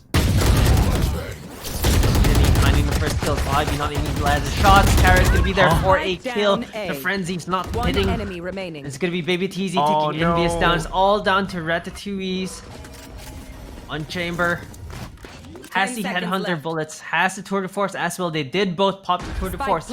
She can find Ginny first, who's trying to swing out, trying to find this information. But Ratatouille tucks herself into the spawn. You have to go. You can't save this gun. Exactly, you have to go. She's waiting for a push, though, I think. And that could be Ginny. Oh, there we Spots go. her out. Finds the first kill. 1v2 now. looks a bit doable for her because this tour de force is going to prove lethal if she plays her cards right. But the way she's walking, Look at how they're holding. the time is just ticking. Look at how Baby TZ and Polly are holding. That crossfire from A main. Oh god, this does not look good. It's an A crossfire. There's an Astra as well, so this is definitely going to be a stun coming out. Ratatouille knows she can't do much here, so she just pushes forward. Probably just wants to die to the spike. Finds one though, and that's all she wrote as X10S. Oh wow, she actually lives. It was just so close. It was so close. Close, but still, she makes it away in X10S. I mean, it's again a pretty nice approach, but maybe some slight moments of hesitation, and you can see that it costs them so much timing as well. I mean, Envious, she had that overdrive. If she came in just on time from behind, maybe XNS wouldn't have been able to react to that, but alas, they did. It's really just about the timing. But now, as we talk about timing, SMG, this is their time to shine. They have their rifles this time around. Can they actually hold this time? Because it's going to be just similar defense, right? 2 on each side of the middle pathway. That's how SMG like to play this defensive round. On the other hand, XNS, they've been playing this default every single round, just trying to look for information. They find a little bit, they find Yoki. Muffin gets hit by the suppression blade, but XNS, they're not going to make a move until maybe 40 seconds left on the clock, and it seems like the spike is going to be at mid. They still have 2 choices, but they're likely going to go B at this point because they've already cleared B long. Wow. So again, you have to be so darn careful about it, but you also have to read the situations, know exactly when to peek out and when to push. XNS are just slowly traversing across the map again. I mean, creating footpaths for themselves. They go within range and then they pop 30 seconds the left. ultimate. Yoki trying to fight back for this. Yoki uses null command, trying to buy a little bit of time. Time is ticking. After all, and Alyssa has the spike, wants to push forward to try and plant it. That toxic screen is going to allow her to go there, but she gets stunned. Muffin finds the first kill, finds a second onto Kylie. It was pretty crazy. Latara is going to find 2 kills of her own. Ginny responds, and Envious finds yet another kill, down to a 2v2 as X10S with the snake bite. Ginny finishes the rest of them off. Oh my god. Whether it's utility or whether it's guns, X10S, as long as they have space, as long as they are in control of a site, a spot on the map, they're able to just dish out that damage. I mean, SMG has been trying to retake, trying to fend off spike plants, site hits. It does not work. So now the timeout comes in. I just hope that it's not too late because XNS are at the cusp of securing that 7-round lead in towards the next half. Yeah, it looks just like map number 1. When they called timeout, I think it was down 2-7. Like we were saying, they were 5 rounds behind. It's pretty much the same thing here because SMG do not have the tools to actually mount a thrifty win here. They don't have the tour de force. They don't have the overdrive. They don't have that many guns. They could get some sheriffs, get a Spectre, but what can they realistically do from here? I think they're probably in their heads right now because X10S are really just getting their way every single time. My gosh, they really are. It's almost as if this map is theirs, and I guess that's why they picked it. It's not only that they're pulling off any specific set plays or executes, but they're truly just reading SMG and reacting off of whatever they throw at them. Finding out positioning and then going into frag or trade frags. XNS always give themselves an advantage. And there's going to be the first kill. Baby TZ find the kill onto Ratatouille, who's trying to get over either. Wanted to use that headhunter to find the kill, but this long range weapon is just going to be too much for her to handle. SMG gathered towards mid again. Yoki finds the first kill with the sheriff from SMG. Has to go double back though. They can't pick up the gun. That's the biggest travesty here in finding those long range kills, is you can't really pick up those guns. And SMG trying to inch forward here in this mid. Probably have an inkling that X10S already want to go to this B site. Tara on his A site, uses his smoke, just pulls it out back, and now they actually are able to recover the gun. The gun in Envious's hands. This Vandal just might prove to be effective as she inches forward. If she's able to find some kills here, it might open things up for SMG to Ginny. mount a thrifty round, but Ginny is watching, finds the kill. They actually swap the operators on Ginny now. She Oh gets my 2 God. shots across the wall and takes the flankers down. And SMG, what can you do at this point? The Vandal's not in your hands anymore. It's just a Sheriff and a Spectre. Are those enough? Key, my friend, I really don't think it is. I hope it is, but it certainly is not. You got 4 targets ahead of you. They are all capable of firing back. Not to mention Ginny has an operator. At this One point, enemy remaining. you might just have to peek in to find whatever you can get, but oh, Settled. they get picked off apart instead. They're just getting decimated here. Like, we've seen this in map 1. It's the exact same thing. They're just struggling to hold, struggling to figure out X10 just slightly too fast. The shot through the wall. Yoki peeking out, peeking back though. Shot through the exact same part of the wall. Gets taken out because they have no armor. And X10S, their economy is great. Their rounds are great.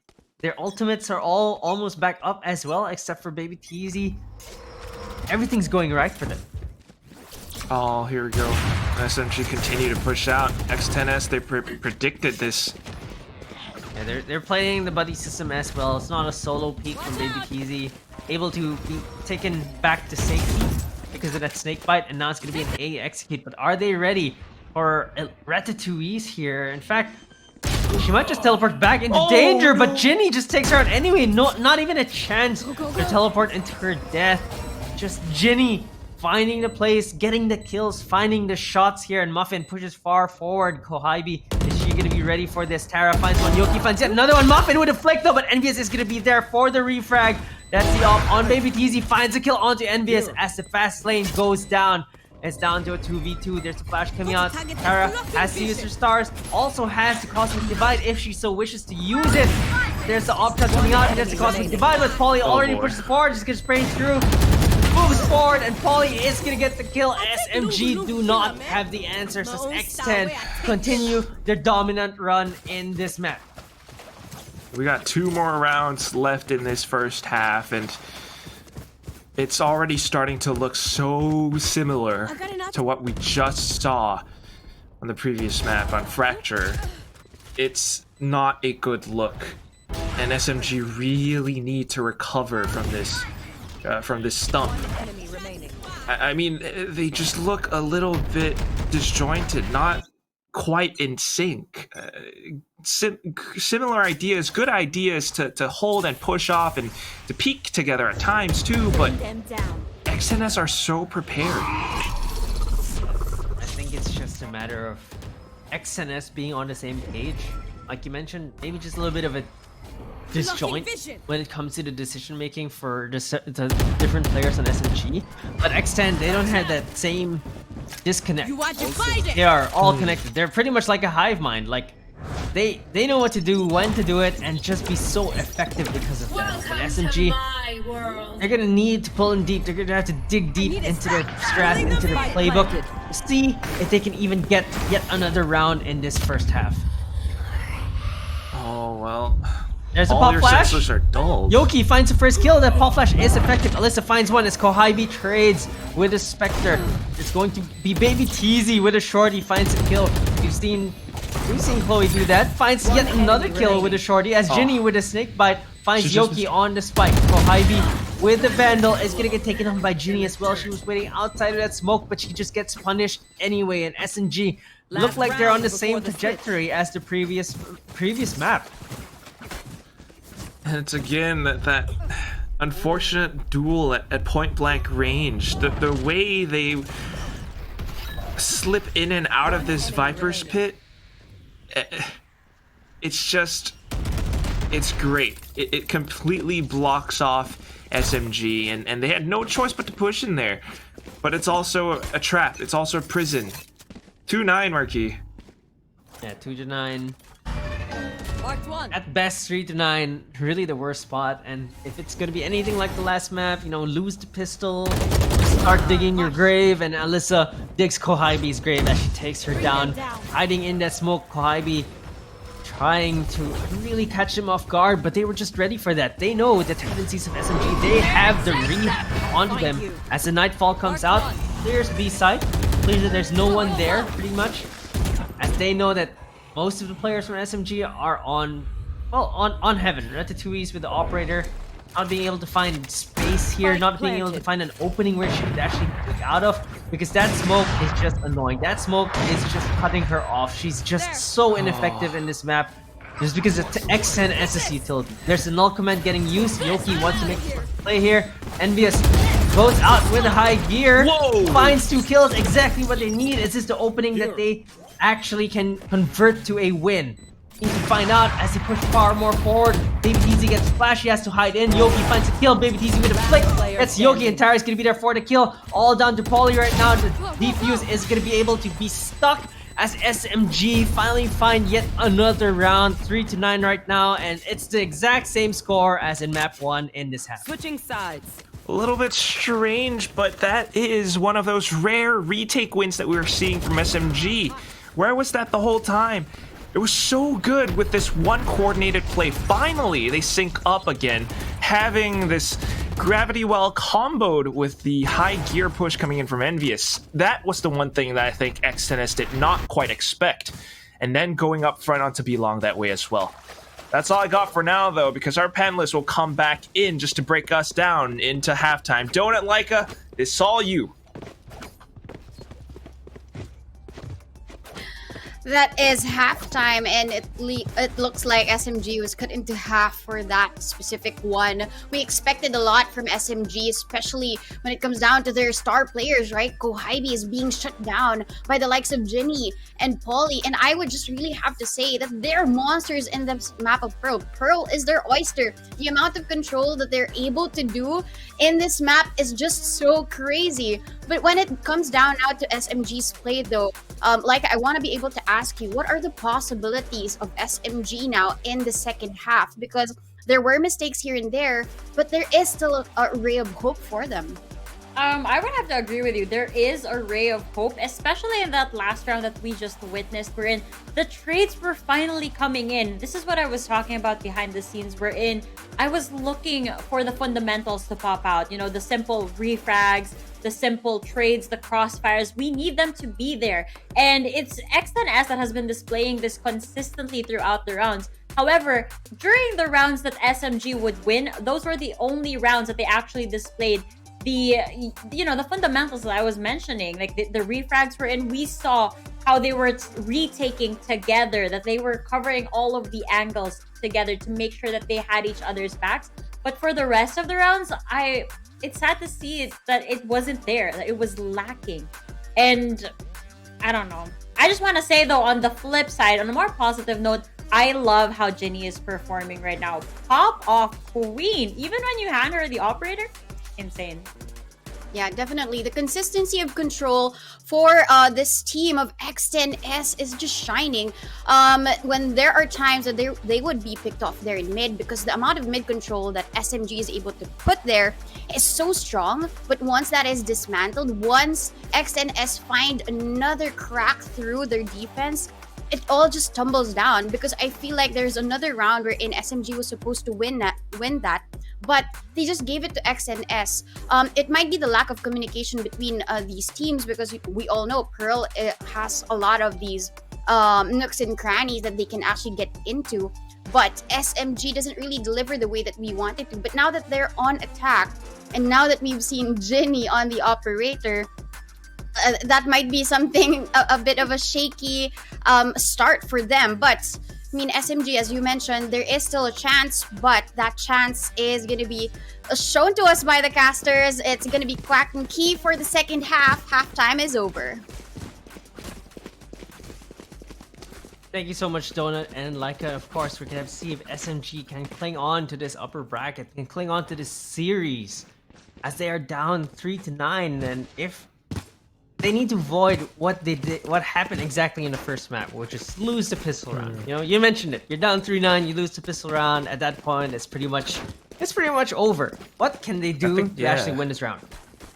for the past this map and the previous one, they've lost all those pistols. If they are going to win, it has to start now. And what they can do is to play together more, play more cohesively. Straight in towards Link, though, and that's where there are so many traps, so many stars, and instantly Envious backs off. They've got a little bit of control. That's something they can use, but they have to be careful not to get pinched. Envious finds the first kill. He is there for the trade. Finds a second. Kohabi is going to be there. Make it a 2v2, a 2 for 2 though, as she's already on that site. Spike already making its way to the site as well. That Nebula is going to buy some time, buy some safety for Kohabi. Spike planted. As they position for the post plant. 3v3 right now. Picked up some ghosts as well, so some nice small upgrades for SMGs, or Team SMG rather. And Elise, thinking of putting a rendezvous down, but changes her mind. There's a relay bolt coming out. Elise finds one kill, finds a second as well. Starting to look good for them as Muffin slips and slides as Kohabi takes her down, and SMG avoids the same result. They finally chosen their path. They finally chosen to win this pistol round. Oh my goodness. It's a little bit of a slip and slide, but then you slide off the ride. And it allows for SMG to take back what is there, to take back control. Winning out the pistol in 4-9 to get to buy back up. It's, again, this speed that sometimes, especially on a map as that feels like a maze sometimes on Pearl, can confuse X10S, and that's what SMG are using to their advantage. It's so good. Yeah, it was the movement from mid, push from B main. I think X10 defense were pretty much... You're right. They didn't know where SMG was going, and they could only try to back. And they're dashing in this time. Muffin finds a kill. Jinny is going to be there as well to take Yoki down. It's not looking good for SMG. Tara's going to be there, though. She knows that there's someone there. Kohabi finds Jinny. Alyssa trying to inch forward, trying to switch to this frenzy. Has to reload, though. Finds a Spectre as well. That's a good upgrade for them. But SMG get the spike plant down to the 3v3. XNS are still pretty dangerous. They still have the headhunter in the hands of Baby TZ. Tara recalling the star as well so that she can cross safely but also make use of it in a later part of the round. But right now, they are pretty that there are 2 players coming in from Link. The last one, Baby TZ, that's the unknown one. So that's why they're playing so safe. Tap comes through. This crossfire not that effective as Polly finds the first kill. Tara has to go for that second. Baby TZ is there for the kill, but does she know where Kohabi is? No. Kohabi takes her down and they convert this round. Pretty costly for them, so not sure coming into this next round how much you'll actually have if they actually want to force. Those are considerations, real considerations for SMG. Yeah, I think they actually might have to, or just to forfeit the round, but then that puts them in danger because that's going to be X10S with the double-digit score.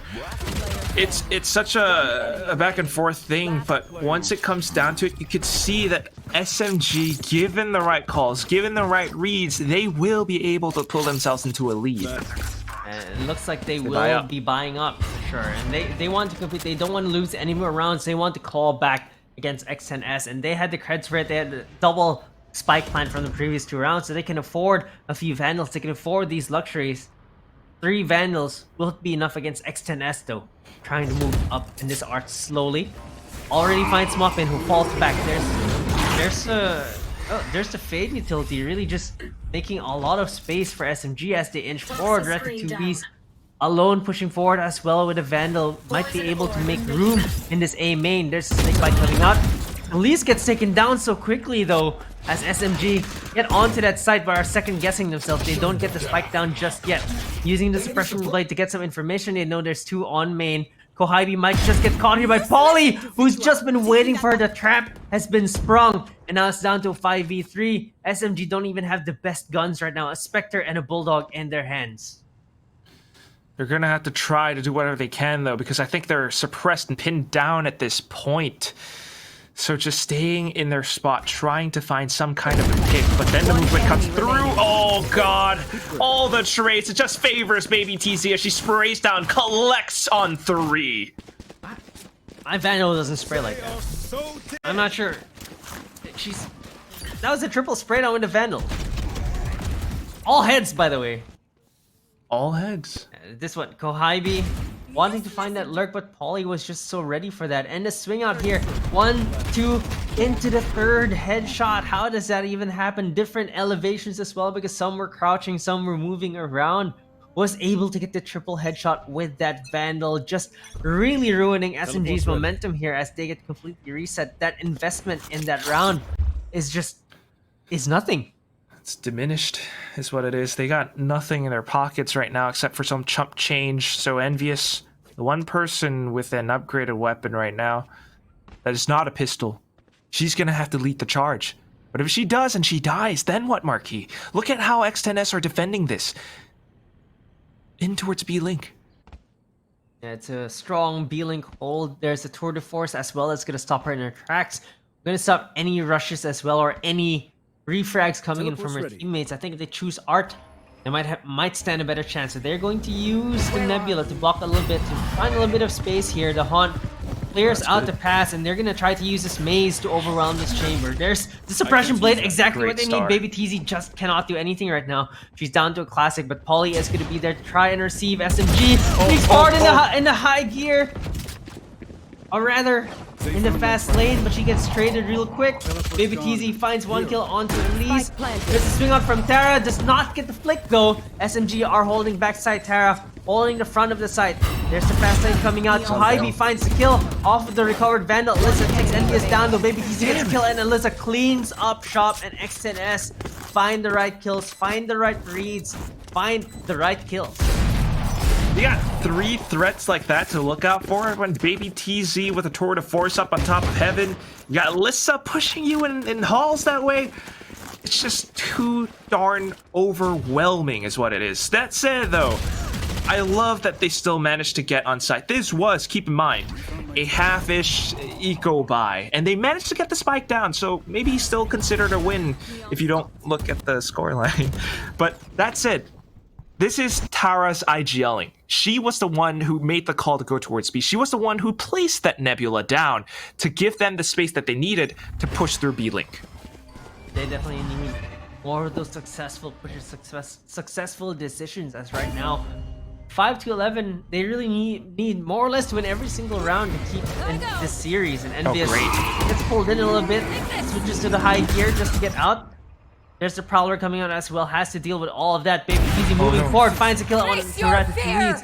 They know that Tara is there as well though, as Tara finds the kill though. Yoki finds a kill as well. It's gonna be a 2-for-2 trade now. Down to a 3v3. This B side is open this time around. Can they hold it? They're gonna try, but look at how fast X10S are working against this as well. The fast lane comes out and they go in to take halls. Yeah, take down Yoki through the boxes as well.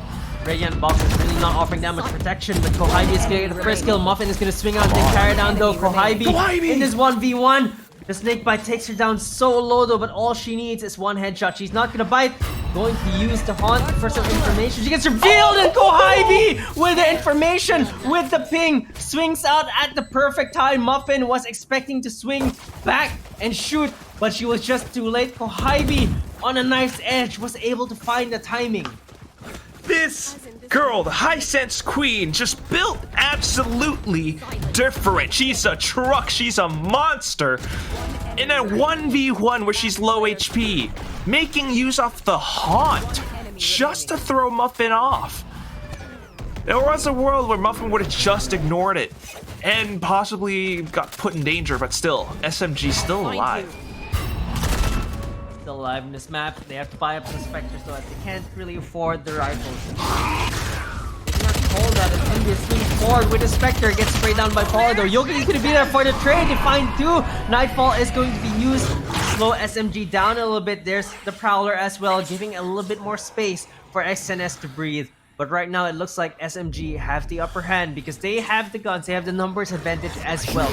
Already swinging to this A side, the null command gets used, trying to clear things out for her team. Yoki uses the flash, they're on the site right now. Can they get this plant down safely? It seems like X and S will be able to give it up. This is brilliant combined IGLing coming in from both players, Kohibi and Tara as well.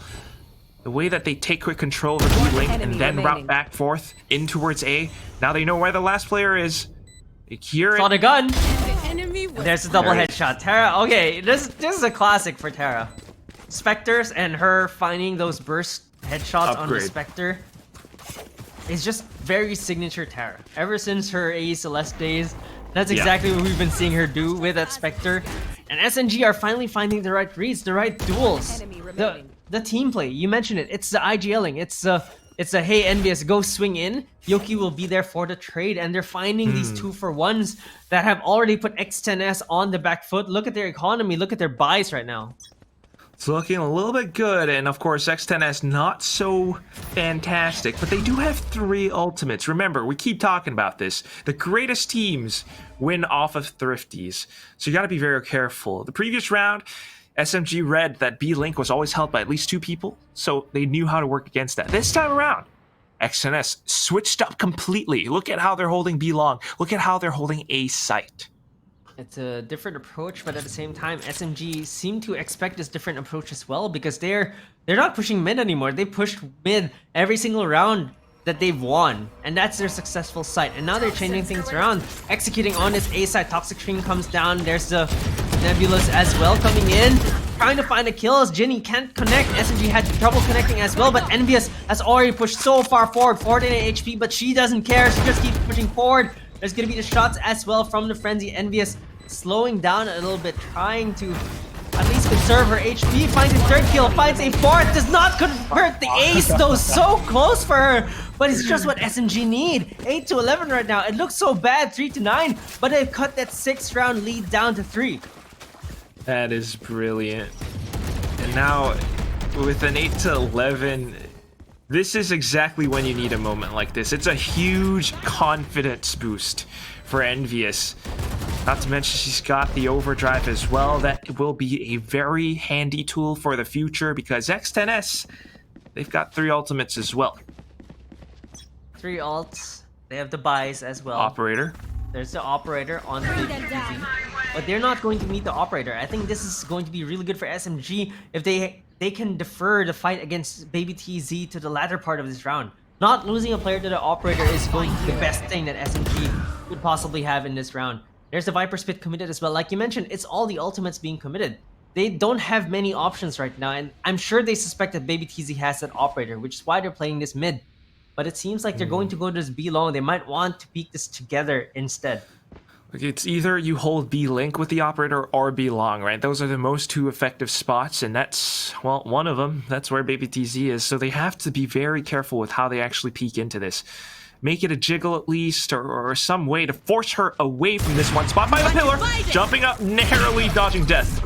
Oh, there's the C's. The jiggle peek just dodges the shot and wasn't able to connect on the flick on the side of Baby TZ. That C's does not stop the rendezvous from getting used though, as SMG are taking a page out of X10's playbook, but they're using the Cosmic Divide to do that. Envious gets taken out though.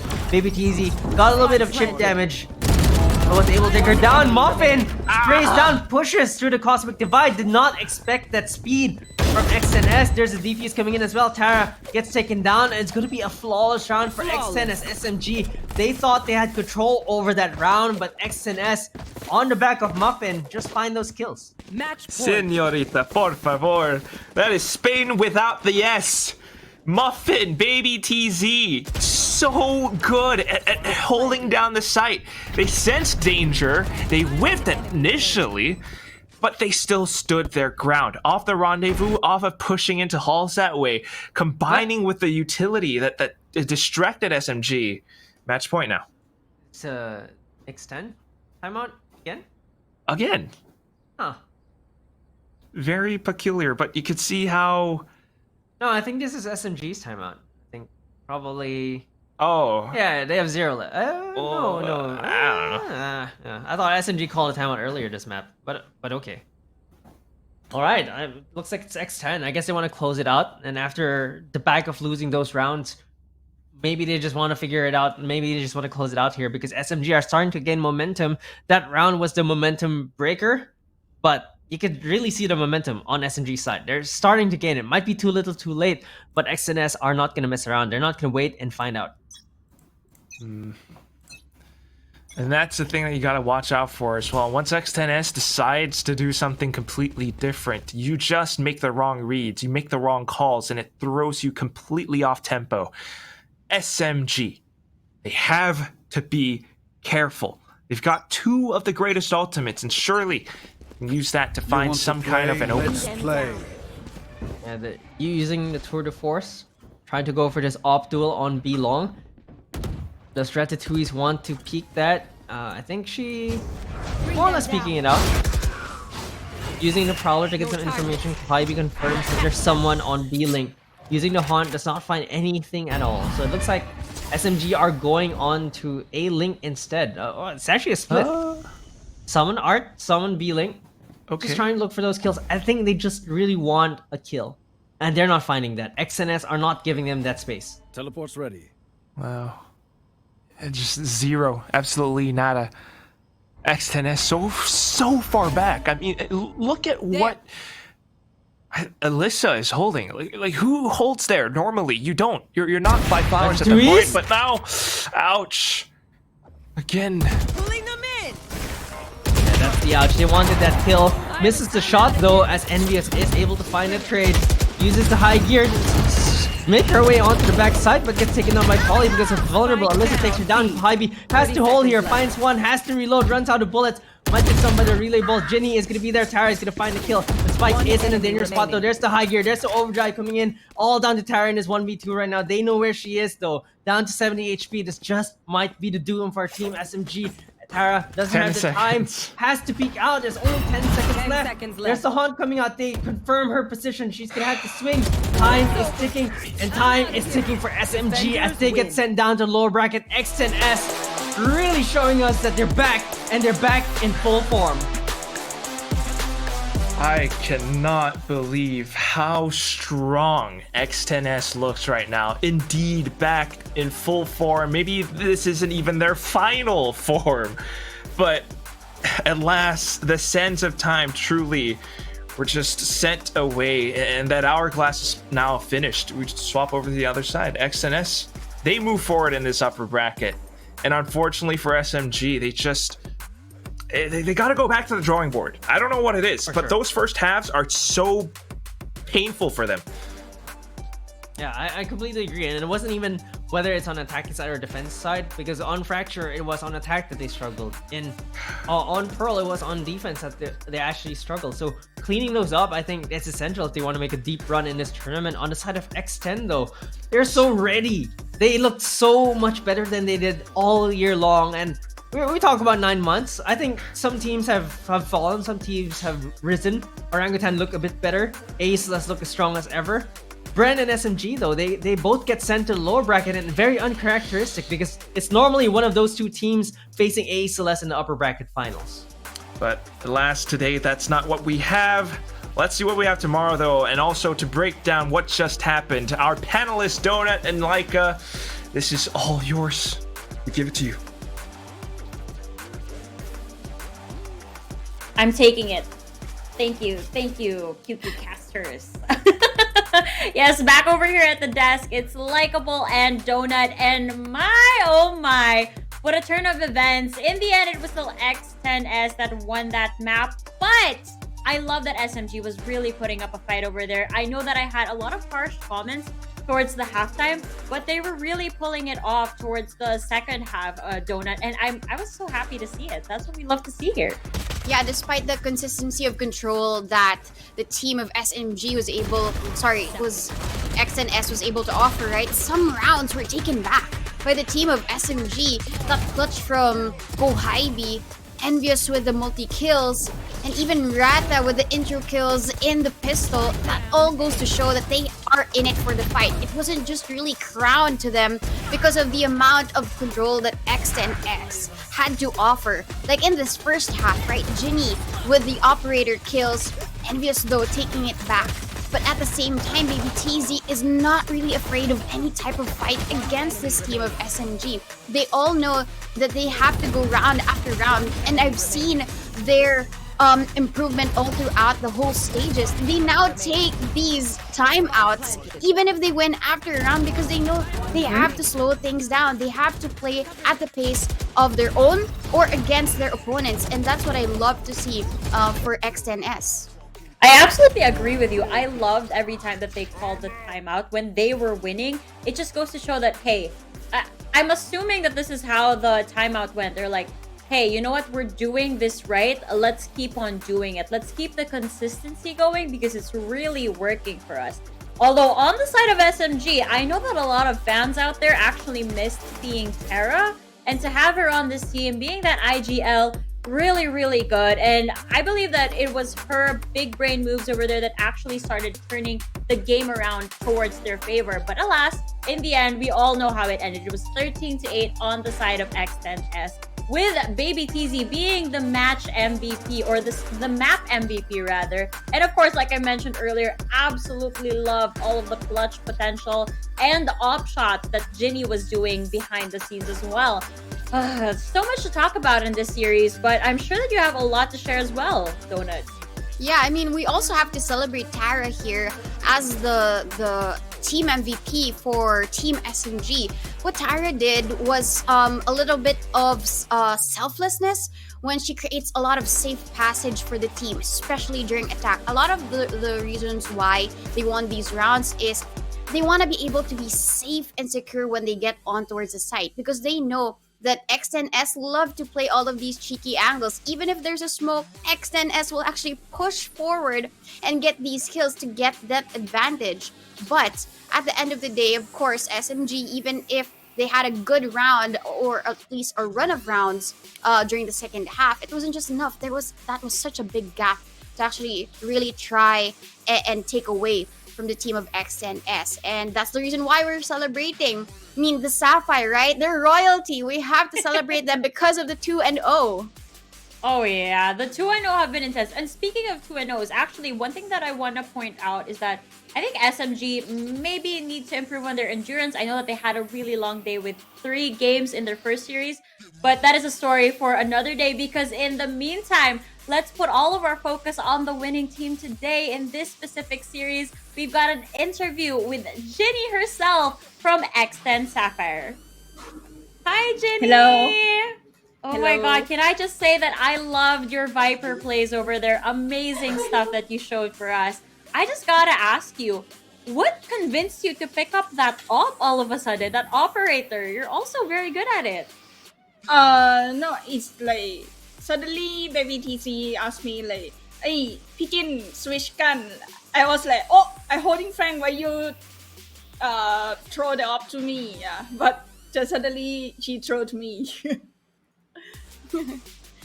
I love how you're there's just a lot able of to make it work. Oh, sorry. yeah, Go I ahead, mean, there's a Donut. lot of flexibility with the teams, right? When it comes to Ginny, though, how are you now embracing this role of controller for the team? Although I know that there are some changes for certain maps, but in Fracture, what's the reason behind you selecting that Viper and giving away that Astra to another player? We want to talk about your role as a Viper. Actually, I was play initiator for Pearl, but after we practice a lot and scream many times, we feel like we more comfortable with Viper. Yeah. And it really shows the comfort that you have. So for my final question, you guys are gonna go up against Alter Ego Celeste. Are you excited, nervous? What are you feeling? What are your thoughts on that? I was no special feeling for them because we lose so many times, right? So I just feel like all the team really strong. We just need to focus one by one. Like one game we have to just think like we have to win every game. We cannot do a mistake anymore, because if we miss this time again, we didn't get the slot to go Berlin. Yeah. Well, at least, thank you. I hope you're feeling well, though, because you have a fever pack over your forehead, yeah. so I hope everything else is well. And you still played so good otherwise, even if you're feeling bad or feverish. But thank you so much for joining this interview, and congratulations again, Ginny, for sharing your thoughts. Thank you. Bye bye. Aww. She I hope was she feeling feels bad. better. I felt bad about her having that fever patch over her forehead. No, you know what? The fever patch is for taking out the toxins because she's a Viper. That's what it is. Yeah. you know. Remove the negative thoughts. Let it mhm. steam through, and that's maybe why they won. Did you know that a sapphire is usually worn so that it removes negative energies? I did not Um, know that. yeah, so at least some of them wear it just for that, right? Well, except for them being royalty and very rich with all of these great plays that we've seen them do earlier on. And early for match number 4, we saw X and S finish with a clean 2-0, and they're going to be battling with their nemesis AE Celeste. Oh my goodness. Is it a rivalry? Would you call it that at this point? They used to be they used to have these rounds, or these matches that are so close, at least early on in the stages, for last year, right? It's always going to be head to head X10S, before they were called Mad Army. It's always going to be these close rounds, but at the end of it, AE Celeste will take home the gold.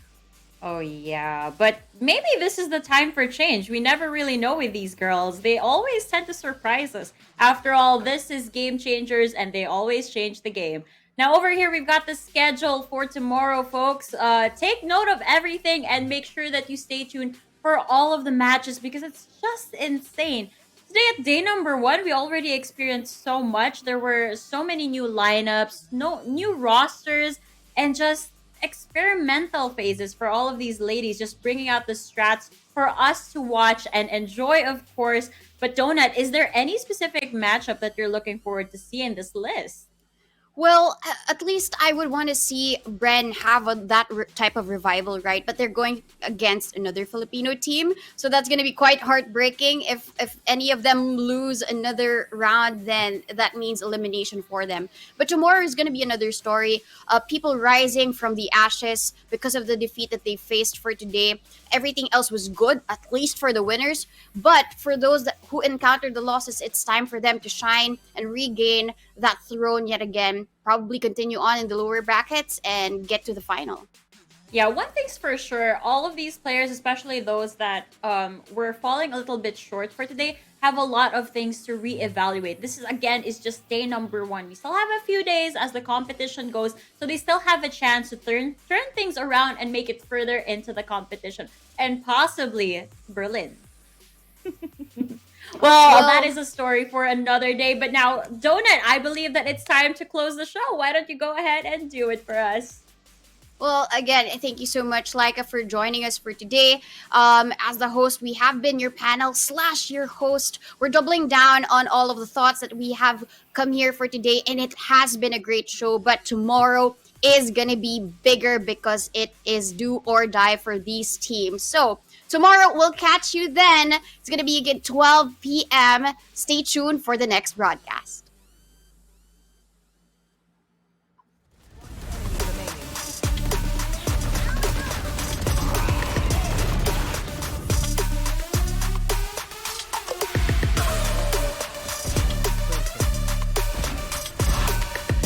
Spike down.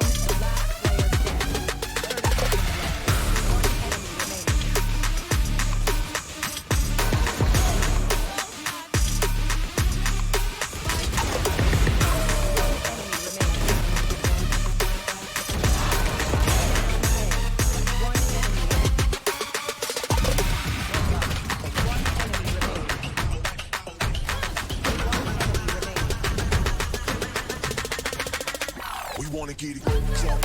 crunk in the club, with a crunk in the club, crunk in the club, crunk in the club, crunk in the club, with a get it crunk with a couple hundred thugs. Crunk in the club, crunk in the club, with a crunk in the club, crunk in the club, crunk in the club, crunk in the club, with a get it crunk with a couple hundred thugs. Everybody round, everybody round, everybody round, everybody round here. Everybody round, everybody round here. Know we get hype. Everybody round, everybody round, everybody round, everybody round, everybody round here. Know we get hype. One enemy remaining.